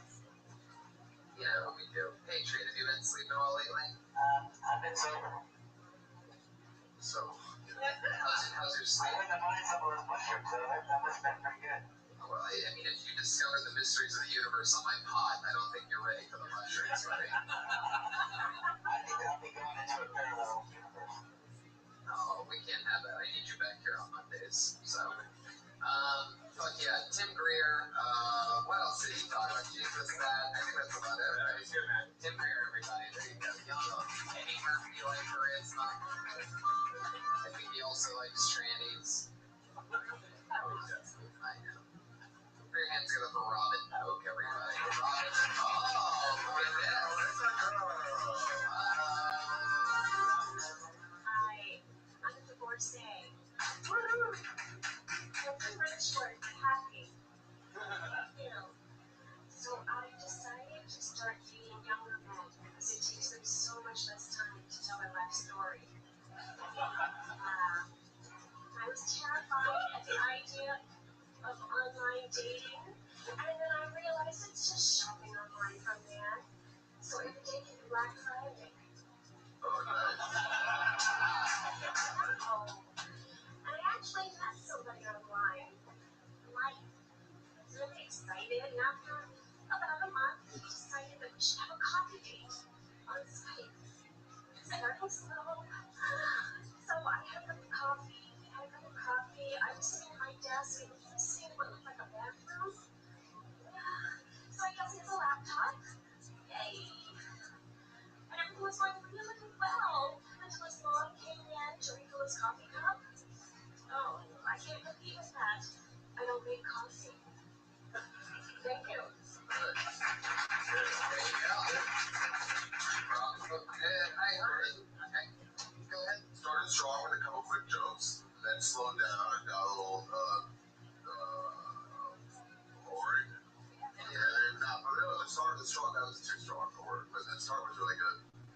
Yeah, I feel like you do a little bit too much of that thing where it's like, that thing. But you can tone that down because the more natural you seem, the better. Right? Like, that doesn't seem like anybody would talk like that. Right, lady? Lady shaking her head. Yeah. I see it all. As a double layer cougar hunter, I admire your body, and you got a really nice body. So I think you should do more of those kind of jokes because just looking at when you bring that up immediately, I just thought of fucking it the whole time. So that's a good place to be. Won me over. Right, because then you win over all the guys in the room. Yeah, you can have your own podcast. And the girls vote.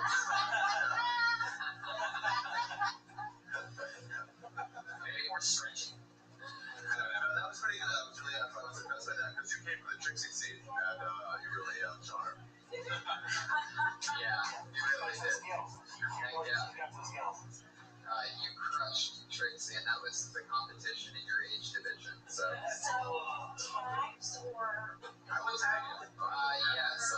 When you say we started off slow by Skyping, you could make a reference to your internet speed or the Wi-Fi in the room. But that was just his internet connection. We started off slow, and it was something like that. So you wanted to, hey, any tags? You wanted to be like that. There you go. There's your fucking tag. There you go. No, I'm kidding. What else was there? What else did you talk about? First time she talked about that she likes the younger guys because they don't talk about their life as long. That's They don't have as much life. Yeah, you made a noise. You made a noise at that. Yeah, you grunted. That's how you laughed yourself. No, I wouldn't do that. That would be lack of respect. I would never do that. Yeah, you don't. Maybe just a little.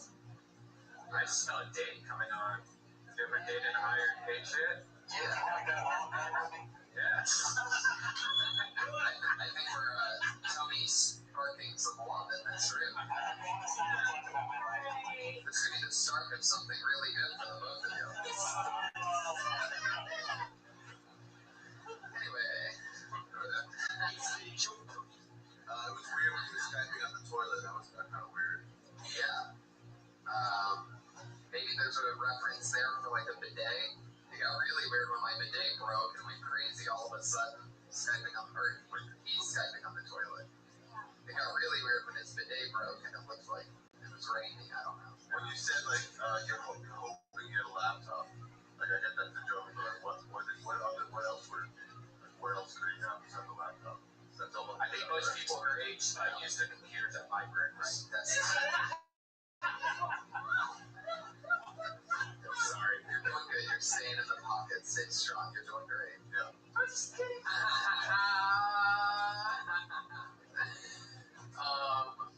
Yeah. Sexual tension on this stage now. That's actually a great note, by the way, because what you don't about what else could it be? You know what I mean? It's just a laptop computer because it's true. There are no more desktop computers. Pretty much. In the bathroom, like, what else? It's like the joke is, I'm hoping it's not, you know, you could think one thing, but it's think about the others. They would only think one thing here. Right. Be a laptop. Yeah. Or else when he's heading to the bathroom. Right. I think that was the joke. Yeah, but what else could it be? It could be anything else. She couldn't be shitting. Or she's glad that he's not pooping, like in his office. When you're on the toilet doing it, do you Skype from back to front or front to back? So maybe that's not a good joke. I'll drop that one. Well, maybe it is. I wonder what I just said got whack. You could always take that. I mean, you'd have to deliver it with precision timing. I love you, Robin. I love your spirit. You have a great sense of humor. Put your hands together for Robin. That's a good tag, by the way. You're acting like you didn't get it. That's some good stuff there. And you have some good jokes. I like the shorter story of the younger guys. The Black Friday thing, Speaking of, yeah, Black Friday. do you really hook up with guys on that Black Guys on Friday? That was a good one. You do? What are you doing on Thursdays? Alright, anyway. Put your hands together for your next comedian, Damien Spencer. Damien Spencer. Blacklisted. Blacklisted. We have a blacklist noise?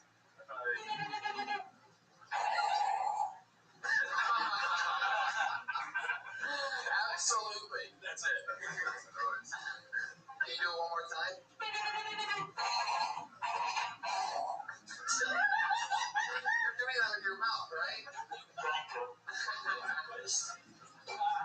All right, your next comedian, put your hands together for the one only Abby Roberge, everybody! It's Abby Roberge! Coming from the back door, he's getting paid minimum wage right now. Doesn't check IDs. There he is, Abby Roberge! Our first ever Comedy Store employee that's getting paid while doing the show. Yeah. Here he is, everybody. One more time, Abby Roberge. Here he is. What's up, guys? I work here. I gotta get a second job. It's fuck out of breath. That's serious. I gotta get a second job, dude, because I fucking need money to cover my drinking habits, man. I drank all my grocery money because I fucking party and I'm not married, you know? So I've just been fucking scamming places all week, dude. But I still got 4 days till my payday, right? So, like, here's the scam. I know there's a lot of fucking broke comics. Here's the scam you guys can do. I've done it so many times, I call it the 4011 plan, because 4011 is the code for bulk bananas in any supermarket, right? So what I do is I go to Ralph's, I load up my cart with a shitload of groceries, go to the self-checkout, bring up everything as bulk bananas, save 95% on my grocery bill, paid for it with my EBT card, and if I get caught, I'm not a trained cashier. You know? You can't call the cops on me for being shitty at a job that I don't even have. Abby's used to their longer sets. I like her style. Finished it in a minute and 7 seconds. You heard that kitty meowing and you said, I'm not done yet. That's a long time. Ari, what do you think? There's a chat that people talking about. Yeah, I know. It's a loud order. It's a loud order. What did you get back there? Sliders, I think I heard, right? Yeah, sliders. From the back of the room. There's a lot of setup to that joke. I think you probably could chop that up a lot. I mean, you're explaining like codes at 5141 Yes. whatever. There's got to be a really good payoff if you're going to linger along that hole. Yeah, you can get the thing of you just quality of price and everything, you have quick sounds. Yeah. Like you know, like a one-liner. Yeah, you need a little something banging from the top, you know.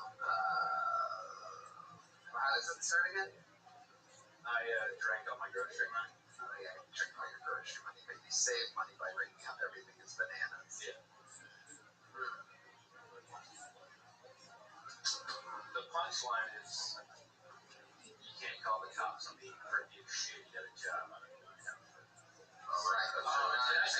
That's good. Yeah. If you would have gotten to that faster, or at least threw in a couple grenades in the middle of that, because I mean, the whole setup, I'm like, great, I'm doing numbers in my head, I'm trying to figure out why bananas. Yeah, the longer you go without a line, the more people like one by one like will tune out a little bit, and then once it kind of like wanders the line, you're gone. I don't know if you need to say the code. I think you might just be able to say, I know, because I know the code for bananas. Yeah, bring everything in bulk bananas. Yeah, you don't have to worry about anything. One of the cheapest things there. You can really spell it out. Yeah, and just get there. And yeah, that it's a good premise with a great payoff, but you just got to get there, or else everybody's daydreaming. I'm listening to some guy order sliders from the last row in the back of the room. It's good. It's good. That's Abby Roberge. Abby Roberge. Get out there. I like it good. How are you? Look like you're dying right now. I'm tired. I didn't get a chance to go back to sleep. I had to go to the doctor. I've never seen anybody shave their head and then also feel like they're going through chemotherapy at the same time. Wait, you went to a doctor? Yeah. What for? Oh, yeah. You did go to the doctor. What did we find out there? Oh, yeah. I mean, it's not really the best good of like coming down from mushrooms the next day. Probably like, dude, you look horrible. You're notorious for having what a lot of people say is the grossest ball sack in show business. So, like, is this the same doctor that makes you turn your head and cough? No, different doctor. You know, when it's interesting when doctors do that to Ari, he has to turn their head and cough while the doctor turns his head and gags because he has elephantitis. Everybody. Oh, you don't believe me? Ari, you wanna?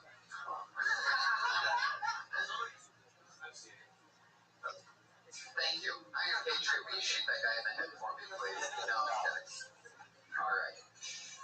Another sound effect from the Iron Patriot. I'm impressed. I love that sound effect you did to. I'm glowing every day like a season. Yeah, you are. You make a laser sound?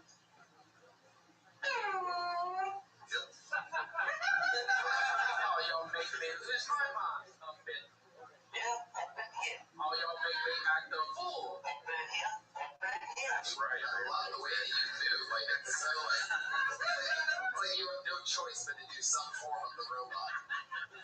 How much does that cost? $4,500 and $600 to ship from Norway. That's cool. I might get one. Wow. I think we should air these one night and go out of town. I agree. Yeah. Real pussy fest. That's gonna get us. That sounds fantastic. We're all gonna get laid, right? We will. Alright, do you have a problem when you get really big? You go in a store, you buy shit that you definitely shouldn't have bought, or you just like buy things.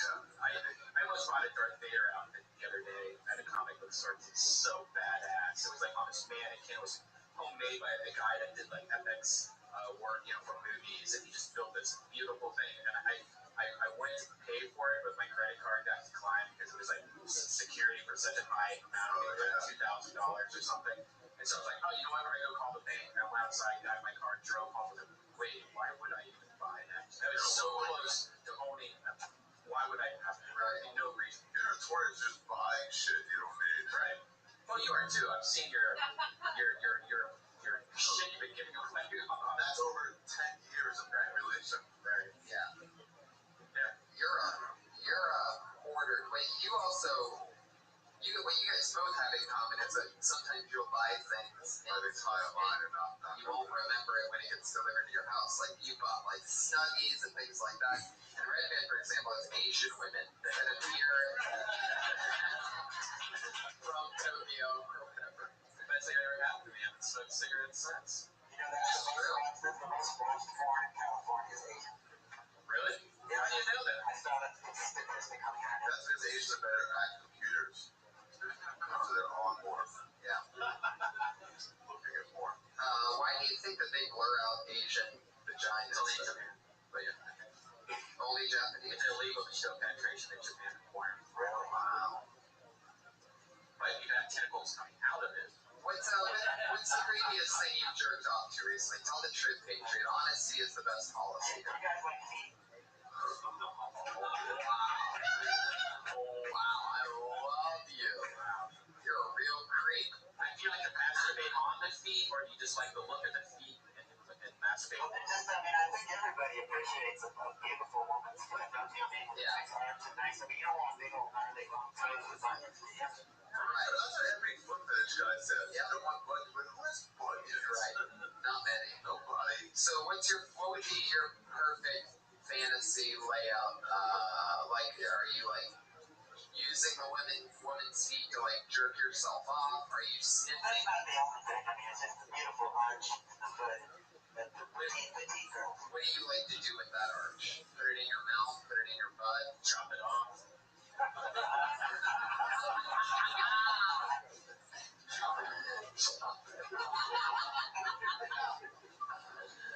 Oh my god. We only have, I think, about 15 minutes. Okay. We have a pocket full of people. I already pulled out the next name, and his name is Hormuz Rashid.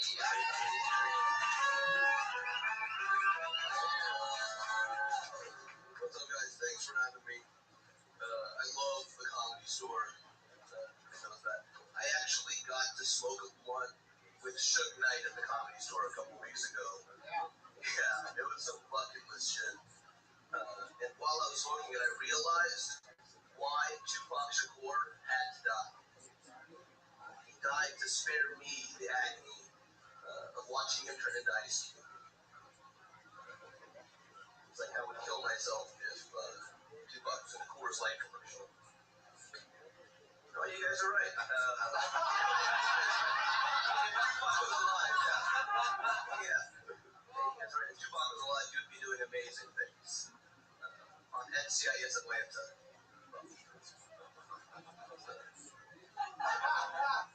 I do love Tupac. My favorite line of his is, I ain't a killer, but don't push me. Revenge is like the sweetest joy next to getting pussy.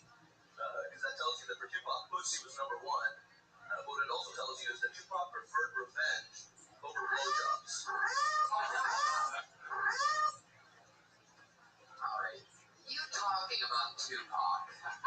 I mean, I just don't believe it. I avoided the name drop at the beginning. I just spent 20 seconds on that, nothing to do with the joke about the Suge Knight. Love Tupac. How long's he been dead for now? 30 years. I mean, look, you're probably not going to listen to me because you probably think only God can judge.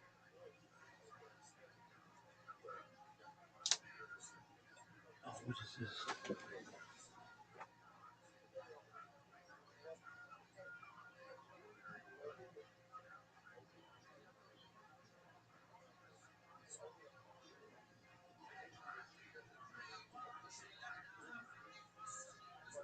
Uh-oh.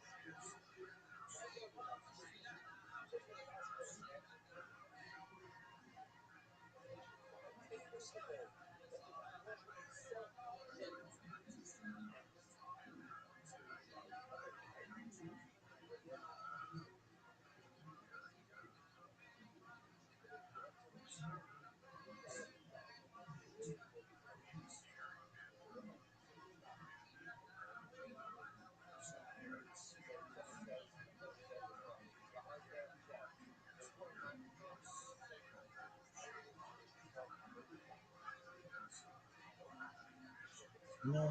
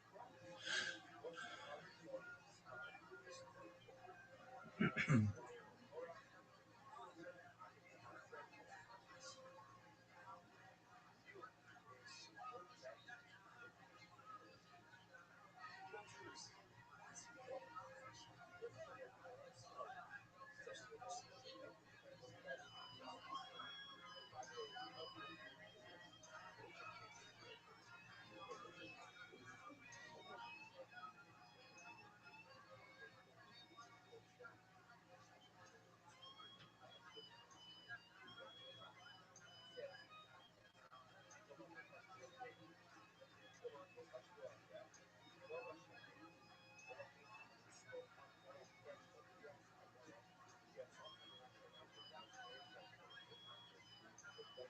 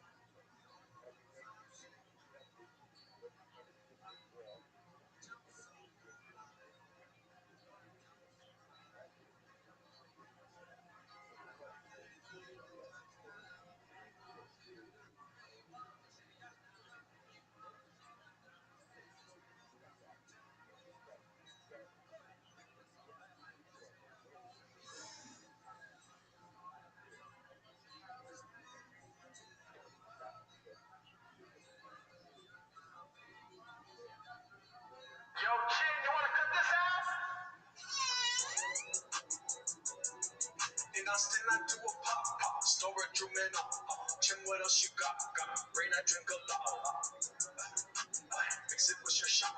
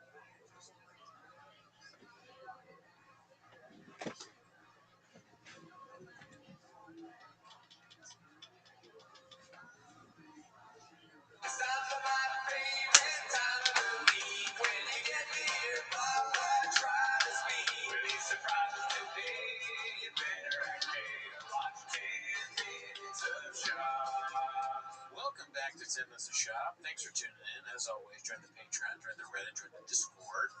On our Patreon, you get early access of this show, but that is not why you're here. No, it's not. You're here to watch Tim as a Shop. So start the timer, play the chip, Glenn. You just showed your whole phone. Aw. Yeah, come on. God damn it. Yeah, start the timer for real. We know you're just phoning it in this week, dude. There you go. You just started. I saw you guys. You saw the timer start. Yeah. Alrighty, let's see what we got on Chang's this week, dude. How's your Chang's week going, dude? You know, I haven't really been checking with Chang's a lot this week. So you're depressed? Yeah, it's, I've been hyper-focused on my side business. Calci, yes, and truck stuff. Truck business. I like your hat. Thank you. Yeah, I just got this from, our favorite business. Oh, did you do that thing you said you were going to do? Dude, I tried. Oh. Yeah. What happened? Well, you want to tell the audience what? Sure. So we've been trying to, if you guys remember, there's the Drive Fast All Gas website, and they have the pictures of all these people that have bought the merch, and they write really fun, cool stuff about the merch that they bought. And I wanted to do that because I bought merch. We bought merch. Yeah. We had this hat. There's another Drive Fast All Gas hat that we own as a team. We own it as a team. And I looked in. I looked through my emails, and they have these like old emails where it's like review our product. Yeah. You click on it, and the link is dead because we bought it so long ago. So I think we need to buy a new thing, and then they'll let us do it. But buying another thing of merch from him. Well, I want more golden hour jackets. Do you have those? No, sadly, this is a collector's item now. Yeah. Golden hour jackets. Some girl was like, "I like the jacket." Keep in mind, she doesn't know anything about this world. She goes, "Next, say next out loud." She's like, "I like the jacket, but I want that." This is some money you have to cut out. Let me finish what I'm saying. I'm sorry. Then you'll cut her out. Yeah. She goes, "I like the jacket, but why do you have two?" If you like it, it was once for you, baby. Well, Yeah. I mean, what do you mean you like it, but why do you have two? Because if one gets stained on it, I don't know. Yeah. You like it. I'm a B-boy. Yeah, what are you talking about? All right, let's go. Chang's here. Start the timer. Play the Chang clip. So, new brother 6308 posted this one, timing in all caps, because Brendan Sharp is still gay. Is Brendan Sharp still gay? Yeah. Just a bad look, dude. It's a weird. Does he have a toothbrush in his mouth? Yeah. Yeah. Just don't have something in your mouth while wearing a leotard, Eddie. I wonder who. I think we probably asked this last time, but whose idea was it, or did he require convincing, or? I will say this, dude. Saw some spicy comments. Oh yeah. Why does it fit him so well? It's his. Yeah. He had this in his closet. She's like, "Why don't you put on your leotard?" Oh, my jammies? He has it in his cubby. That is so funny. This is his jammies because it helps him sleep. Why does it fit him so well, dude? Why are his muscles perfect in this thing? That's not a woman's leotard, Eddie. How did you even find it? Did they order it on Amazon? That would be a funny thing to get, their Amazon history. All the redacted shit they ordered. If you see shop at an Amazon return thing, that'd be.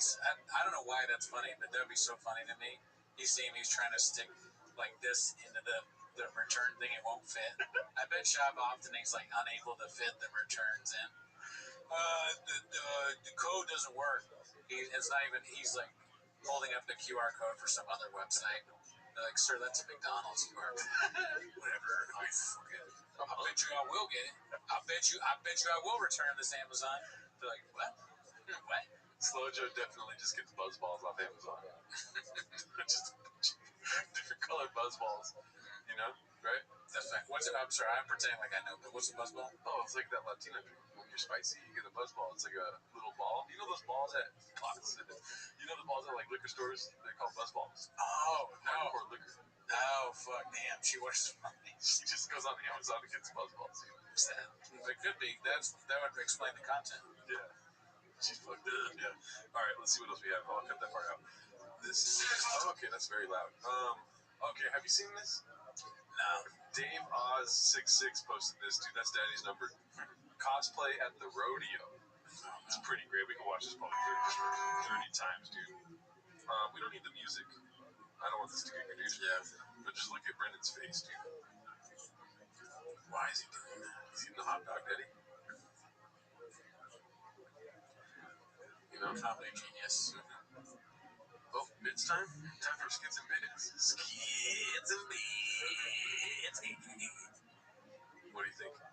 You're so quiet. I'm taking it in. So it's the same thing over and over again, his reaction, but he's doing a bit, right? He's doing the classic hilarious face, right? He's on camera, so he's turned it on because he's always on, and this is the best he had. He looks young there. Yeah. He's like aging. It looks like gracefully. Yeah, it's depending on the day, he has a different. This day he actually looks different. He's younger, but usually he looks older. Crystalia sees this and goes, "You what do you mean?" Crystalia sees this and he goes, like the Joker laugh. That's what. And his body is starting to look like the Joker too. All these guys are having horrible things happen to them. This guy's realizing, oh fuck, I'm on chains right now. I'm here with Brendan Shaw. Yeah, dude. So that's Daddy's outfit. He's got the bandana on too. I'll give him this too. He's also somebody he's gonna do the bit. You know, if the bit is dressing up like a cowboy or whatever it is, Brendan's like, I'm not putting that on. He's never once said that. I'm not putting that on. That's something he just won't do. Dude, same with the leotard. Yep. This is big, like 5'4" energy, you know? Right? Doesn't he look shorter? He does look smaller, yeah. He's got the smaller guy face on. The bandana makes you look shorter. I don't think a 6'2" cowboy is going to be wearing a bandana. This face, it looks like a guy that you can beat up. You know, this is not the intimidating guy. It looks like you caught him doing like something like bad. Like a kid, you caught him trying to steal cookies or something. Did you eat the cookies? Snorting addies. Yeah, did you DM the baddies again? No, I'm sitting on last night. All right, here we go. Crippling anxiety and depression just hang in the green room. Posted by You'll Do Nothing. You'll Do Nothing. Yeah, this is a great video. I think it was Too Lazy Too Dry. Yeah, did a good video on this. Oh yeah, gotta check that out. Theo Vaughn on Joe Rogan. It might have been American Redact or Podcast Cringe. You know, the three greats. Yeah. the goods. They're like, they're the most important people right now. They are. They're Siskel Ebert, Siskel and Ebert. Looks like we're three things, and three amazing. Andrew Tate, Nico, Myron Gates. All right, let's go. Last night in the green room, it was Shane, Ron White, Tony Hinchcliffe, Brian Simpson, Asana Ma, Derek Poston. We were just laughing and laughing. It's so fun.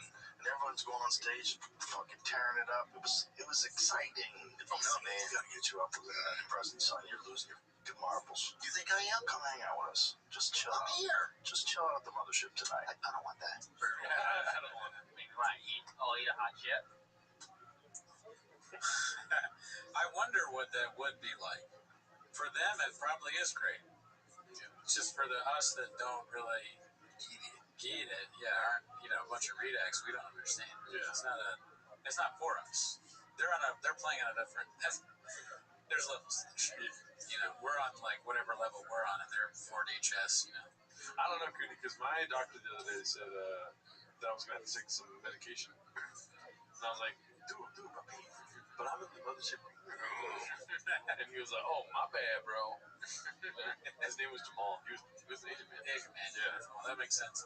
It's like instead of Pagliacci, it's the mothership green room. Yeah. But I am the mothership green room.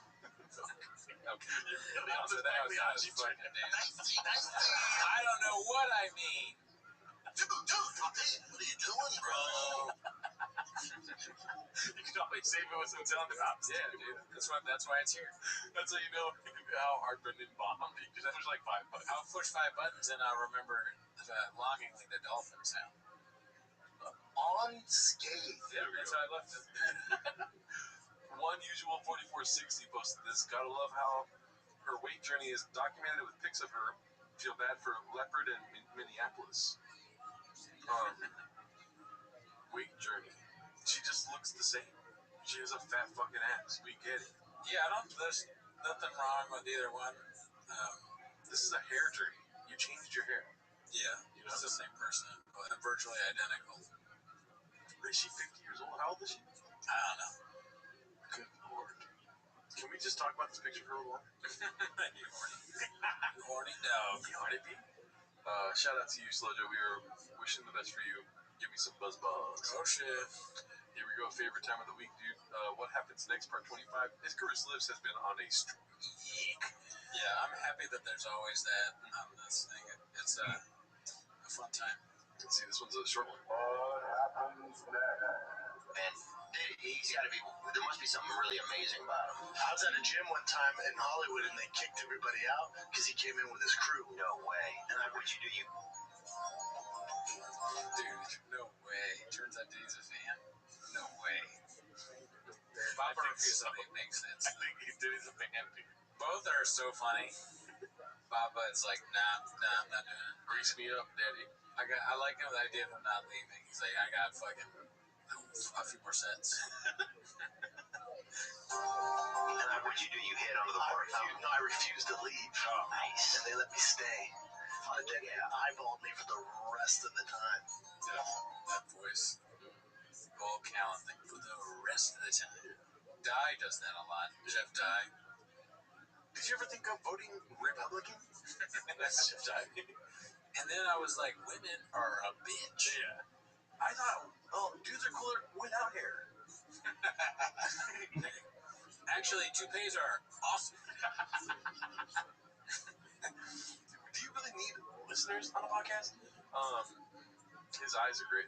We should start doing more bits like that. Bill Cosby. Oh yeah. He learned from other greats. Yeah. I'm the P. Diddy. Either one is so bad in hindsight. I think it is. I'm the P. Diddy of comedy. I wonder what he means by that. He's a hype man, and he also slathers baby oil on newcomers. I'm the P. Diddy of comedy. Just sounds so bad. Icarus was like, we don't need the explanation. He's like, he says things wrong, but he also says things that in the future will be even more funny. Like he's a incredible. He's back then.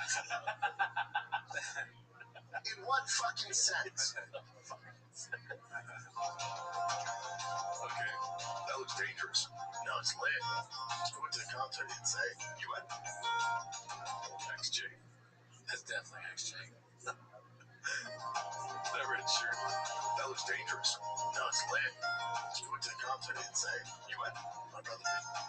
So that's another did. What? Oh man. Dude, why does he do this to himself? I don't know. I mean, my brother. That's not the craziest thing, but just the fact that he always. It's always. Yeah. He always says something about Jay. Jay. Jay is like his. Jay, in reality, Jay is his handler. We always talk about like Brendan Schaub's a handler. Jay is Brendan Schaub's handler. Maybe what if he went with a girl? It's like he realized, I'm public right now. My wife's gonna ask me about the concert that I definitely went to. Yeah, that's also a possibility. Yeah. Jay just gets blamed for everything that he does. Jay is his alibi. XJ is anytime that he's wrong because he knows Jay will fix it. It's kind of nice. For person. They keep tagging me because I'm not on social media. I don't have social media. People running for me. I'll check in. But I'm not on social media. I don't have social media. People running for me. I'll check in. But whenever I don't see anything. Thanks for replying to me, though. Yeah. Of course. Slid into your DMs, dog. Thanks for replying to me, though. I don't check it. Yeah. Why call him out like that, man? Mortgage needs LLC. Is that what this whole podcast is about? Like, he needs a mortgage. I hope he learned something on this episode so he can use it now. Dude, that would be so funny if there was a coffee cake on the table. What? I am white as shit, Dallas. Yeah. Mark's got that Diet Coke on him, dude. This is before Papa was into Diet Coke. What if Papa got into Diet Coke after letting go of Mark? It's facts. Wow, it's his last attachment to him, dude. He's like, he cries drinking Diet Coke. I love you, Mark. He's like, and Mark started drinking Diet Coke after me. Yeah, because you're a veteran. So my whole family's military. No, Rob. Because you're a veteran. My whole family's military. Actually, he's in the military now. He has some sort of thing on his social media that tells him if it's military people. I guess. That's good. Yeah. That's real supportive. This is your face up your What? That makes sense. Brian said he couldn't tell, and then he was filming The Hangover 2 out there, and he was in a bar, and this lady was dancing. He's like, man, she is bad. He's like, they're on the dance floor making out. Yeah, you're drunk. And then you go in the back room. He's like, we're making out. It's a handful of nuts. I wish there was more boner alerts. They did it once. Yeah. We kept it alive for a long time. It's hard then when you don't hear it all the time. But I want to hear more boner alerts. Yeah, but it's so redacted that even they won't do it. That's how redacted it is. But they did do it once. You're like, boner alert! We do it all the time. Yeah. They're not redacted enough. He's like, we're making out. Oh, yeah. And then as I go down, I just get a handful of nuts. And I go, what'd you do? He goes, Kept making out. what'd you do? He goes, I don't want to hurt her feelings, so I kept making out with her. And I was like, oh, yeah. Patriot. Vampire. Nationalist. Mental retard. Justice. A scared man. Really? Retard. Traitor. Vampire. Next level. Moses. I like that. Yeah. They got it. They should do that with chain ships like Dandy Kaufman, Icarus lives. yeah. John Africa. Do you want to talk about what Mark was texting us the other day? Oh, sure, yeah. Yeah, dude. Mark was texting us that Slow Joe's alleged brother was going Baja mode on him, dude. Yeah, out of nowhere, apparently, allegedly. Yeah. Slow Joe's brother was like texting Mark saying that he sucks and he's like a loser and like should stop going on podcasts. Yeah. But Mark had, in quintessential Mark form, there were 5 responses to one, and just gadooshing the guy. But the guy was so annoying. It's a classic, annoying commenter in text form. Yeah. Like, oh, you're really out here doing that, huh? That looks good. Nah, like smiling, laughing face. A lot of smiling, laughing faces. Yeah. And then when he's making a sarcastic comment, crying faces. Yeah. Wow, real unbothered, smiley face, laughing face. He said, this is allegedly Slow Joe's brother speaking. Funny how this whole interaction just proves how emotionally unintelligent you really are, laughing face. I was never stressed. M dash might be ChatGPT. Emotionally unintelligent. I was never stressed and never will be. Meanwhile, B has clearly been living rent-free in that empty head of yours, Gadoosh. And jumping straight to violence, which we all know Mark jumped straight to violence. Yeah, same here, dude. Same. Your first response was, that's a lot of violence in the DNA of this chat or whatever. That's not tough, that's just unhinged. You might want to ease up on the roids or whatever you're taking. It's got you raging for no reason. Crying emoji. This is what I'm talking about. He does a lot of the crying emojis. This guy sounds like someone's grandma. Yeah. And that empty head of yours. And then, have you ever told somebody that they're emotionally unintelligent on text, like another guy? What? And he says, let's be real. If I was actually in front of you, you wouldn't do a damn thing. I don't think you want to test that. No, I don't think so. He lifts cars. Yeah. Should we remind him, What's really funny is I reached out once and you're still going. That says way more about you than it does about me. Anyway, enjoys those guest spots on low budget podcasts, which, by the way, major offense taken. Yeah. Now you got 2 problems. Yeah, dude, you got a big problem. I hope you're not in Los Angeles. Yeah. Because I'll fuck you up. I'll twist your neck off, dude. Push the button, okay? I will snap his fucking neck. Yeah, we get it. I have a show about 10 minutes to shop. It's a low budget thing. I get all that. Okay? But at the end of the day, this is not social media. This is real. I will fuck you up. Okay? If you come into a room and I'm in that room, I'm leaving. I don't know if you're leaving. Okay? I'm leaving that room. I'm going to be fine. All right? Sequin, stay with me. I will fuck. What are you gonna do? What are you gonna do, Gabe? Yeah, ask your friends how it went for them, dude. Yeah. Ask fucking Shab how it went for him, dude. All right. Ask Brian Callen how it's going for him. You want this? You don't want this. Okay. Ever heard of it? You're going to the hospital. And I will say, Mark did not disappoint with the amount of replies. I'm like, no way. Mark's not going to reply 35 times. if I was the brother of Slojo allegedly, I'd be like, I regret this whole thing. Why did I reach out to Mark? Why are you reaching out? Yeah. It's a very weird move to reach out to the former employee of your sister's husband. Like what? Yeah. Yeah. I'm sure you're unbothered by it. You're very bothered by it. Otherwise, you wouldn't have sent so many texts. They're all just spicy. Let's keep that in mind. You know? Yeah, it's a spicy fan. But Mark's like, oh, hold my beer. You're spicy, dude. Check this out. I'll fuck your whole family up, dude. That's true, and I would too. The faces you make when you were defaulting on all your assets. Okay, that's a rough transition there. Posted by Big Battle 9416. We don't wish any ill will on these two here. No, I want all the success possible. It's a weird way to hold your arm around another man. You know? Do you think he's wearing the leotard right now? It's possible, I guess. He's crushing Diet Cokes, dude. They're always He squeezes it. They're always eating food out of it like that. It's always in the paper. This is how most of shop meals get eaten. It's in like a to-go stadium container. Anything that reminds him of Erewhon. Oh yeah, that too. He wants anything Erewhon. Not a lot of cooking going on at the shop house. Yeah. A lot of eating out. Okay, here we go. Wake up. Be more banger content from the shops just dropped. Big Battle on 9416. Him and a leotard. We need to see it all. Solid. Yeah. Butters 16666. I think I put 26s, but I genuinely feel like I figured it out, guys. This looks like Voldemort from the first or second movie. Great observation. Wow. Yeah, the back. He's getting old. You know, it comes for all of us, Father Time. Maybe that's why he can't get rid of any of his friends because they're all his Horcruxes. Joe Rogan kills Harry Potter. Tries to fucking kill it. If he's Voldemort, who's Harry Potter? Hanskin. Okay. I don't know.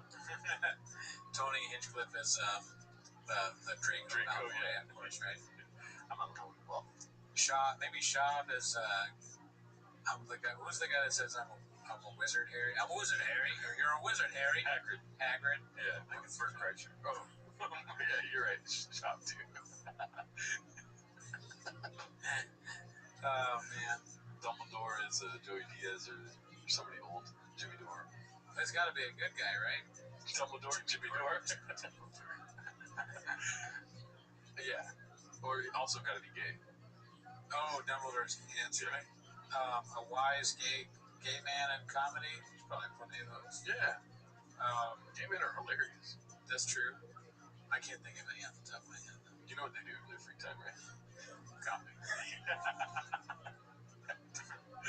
Papa with the smallest dick. We've already seen this. I don't want to see it again. You know? Not really. Okay. Just real quick. We can stop it right away. Yeah. There's no chance that's for her. It's a huge retard. She wears the tightest clothes of all time. You know? Yeah. R Word having trouble selling tickets. Posted by Savage712.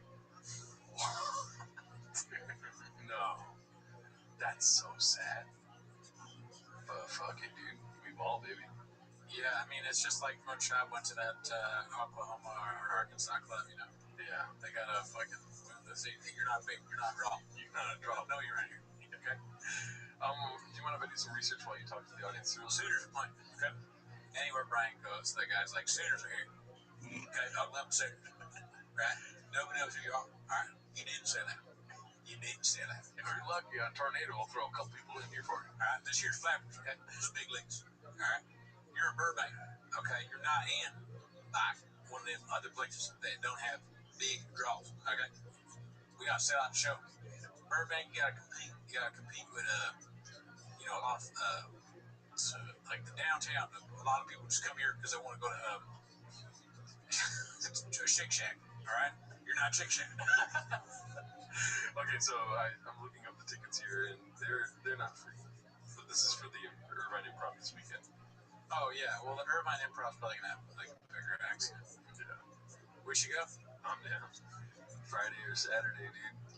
I got a show Saturday, but special event. What's so special about it? Is this the one that's free? Let's see. Oh no, these are cost money. It's gonna be in Chicago.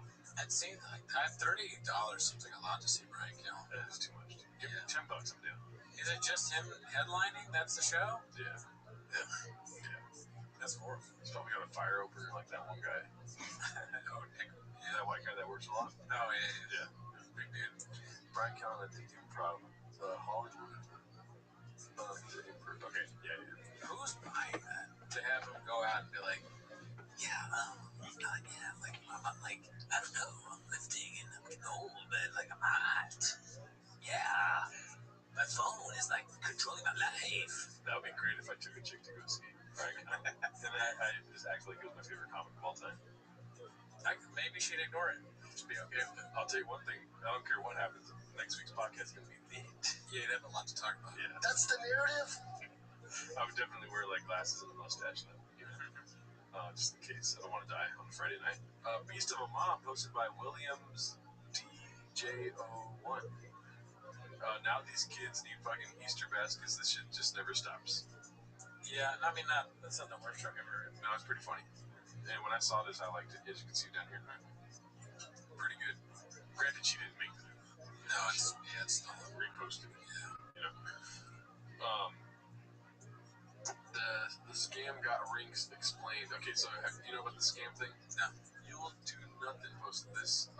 Basically, Brian Callen fell for a scam where Amy Poehler was wanting him on her podcast. Really? Yeah. And people are alleging that that's when he started getting really sad.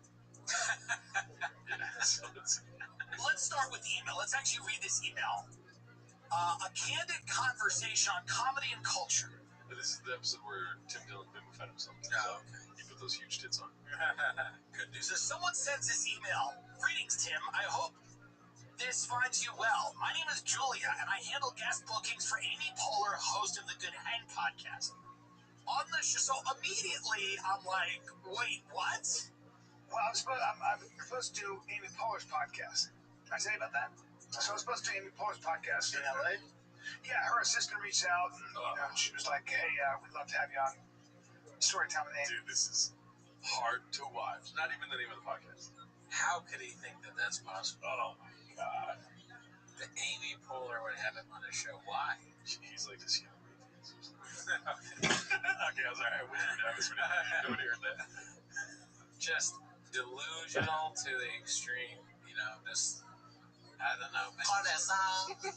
Yeah, it's a big podcast. Yeah, right? big podcast. Amy Poehler, and I know Amy from back in the day. I love Amy. You know a lot of people. I love Amy. I've known Amy for many years. I haven't talked to her in a long time, but I love her. Here's what's sad about this. This is being emailed to people that are so excited to get booked on this show.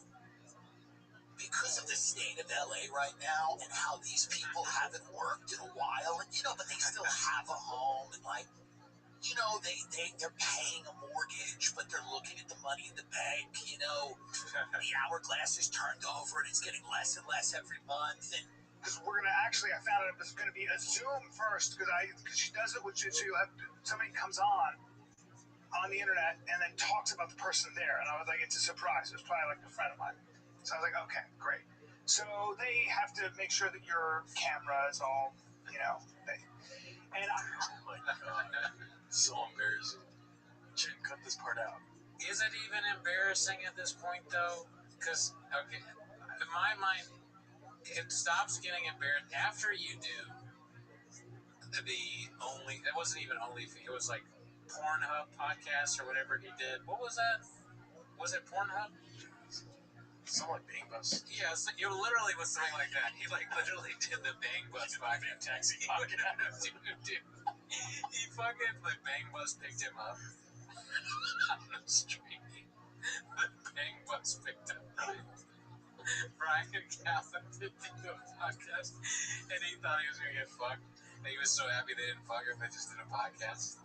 But dude, after you do that, bits aside, I really like that's as embarrassing as it gets almost. So him falling for a prank that Amy Poehler is somebody new, it's just a mean prank. It would have been embarrassing had he not done the Bang Bus already. If he didn't have a Bang Bros credit, if he didn't have a Mike and Brazil credit, dude, then he would be embarrassed. But that's just nothing to him. He let another man hit him with a fucking whip dressed as a cow. Oh my god. So, that's nothing. Keep in mind, he got those wrinkles done, whatever that eye surgery thing is, right before Chris D'Elia went down, dude. And then he went down months later. So that's what his trajectory was before all this. It's like, I'm getting my eyes done. I'm a fucking dude. He's probably still planning on going on the big bus. I'm gonna look fabulous on the big bus, dude. Name of the episode is Ryan Callen tries the big bus. Ryan Callen's like on My Friend's Hot Mom. Like he's like his wife gets fucked by some kid. Ryan's gonna start doing cameos in porn. Welcome back to the Bang Bus podcast. We're here with Brian Callahan. Dude, he's talking to shop. I'm getting some stuff. I'm getting on some stuff. I'm on this very successful OnlyFans person's site. They're fucking a guy, and I'm like in the room with them. And yeah, it's been rough. Why would they even want one? They're like, Brian, how you doing today? He's like, you ever pick up a guy with thighs? Brian's on the. This is too far. I'm gonna go too far. Brian's on one of the OnlyFans chicks thing, and then he's just sitting there, and then some fucking guy comes in his face.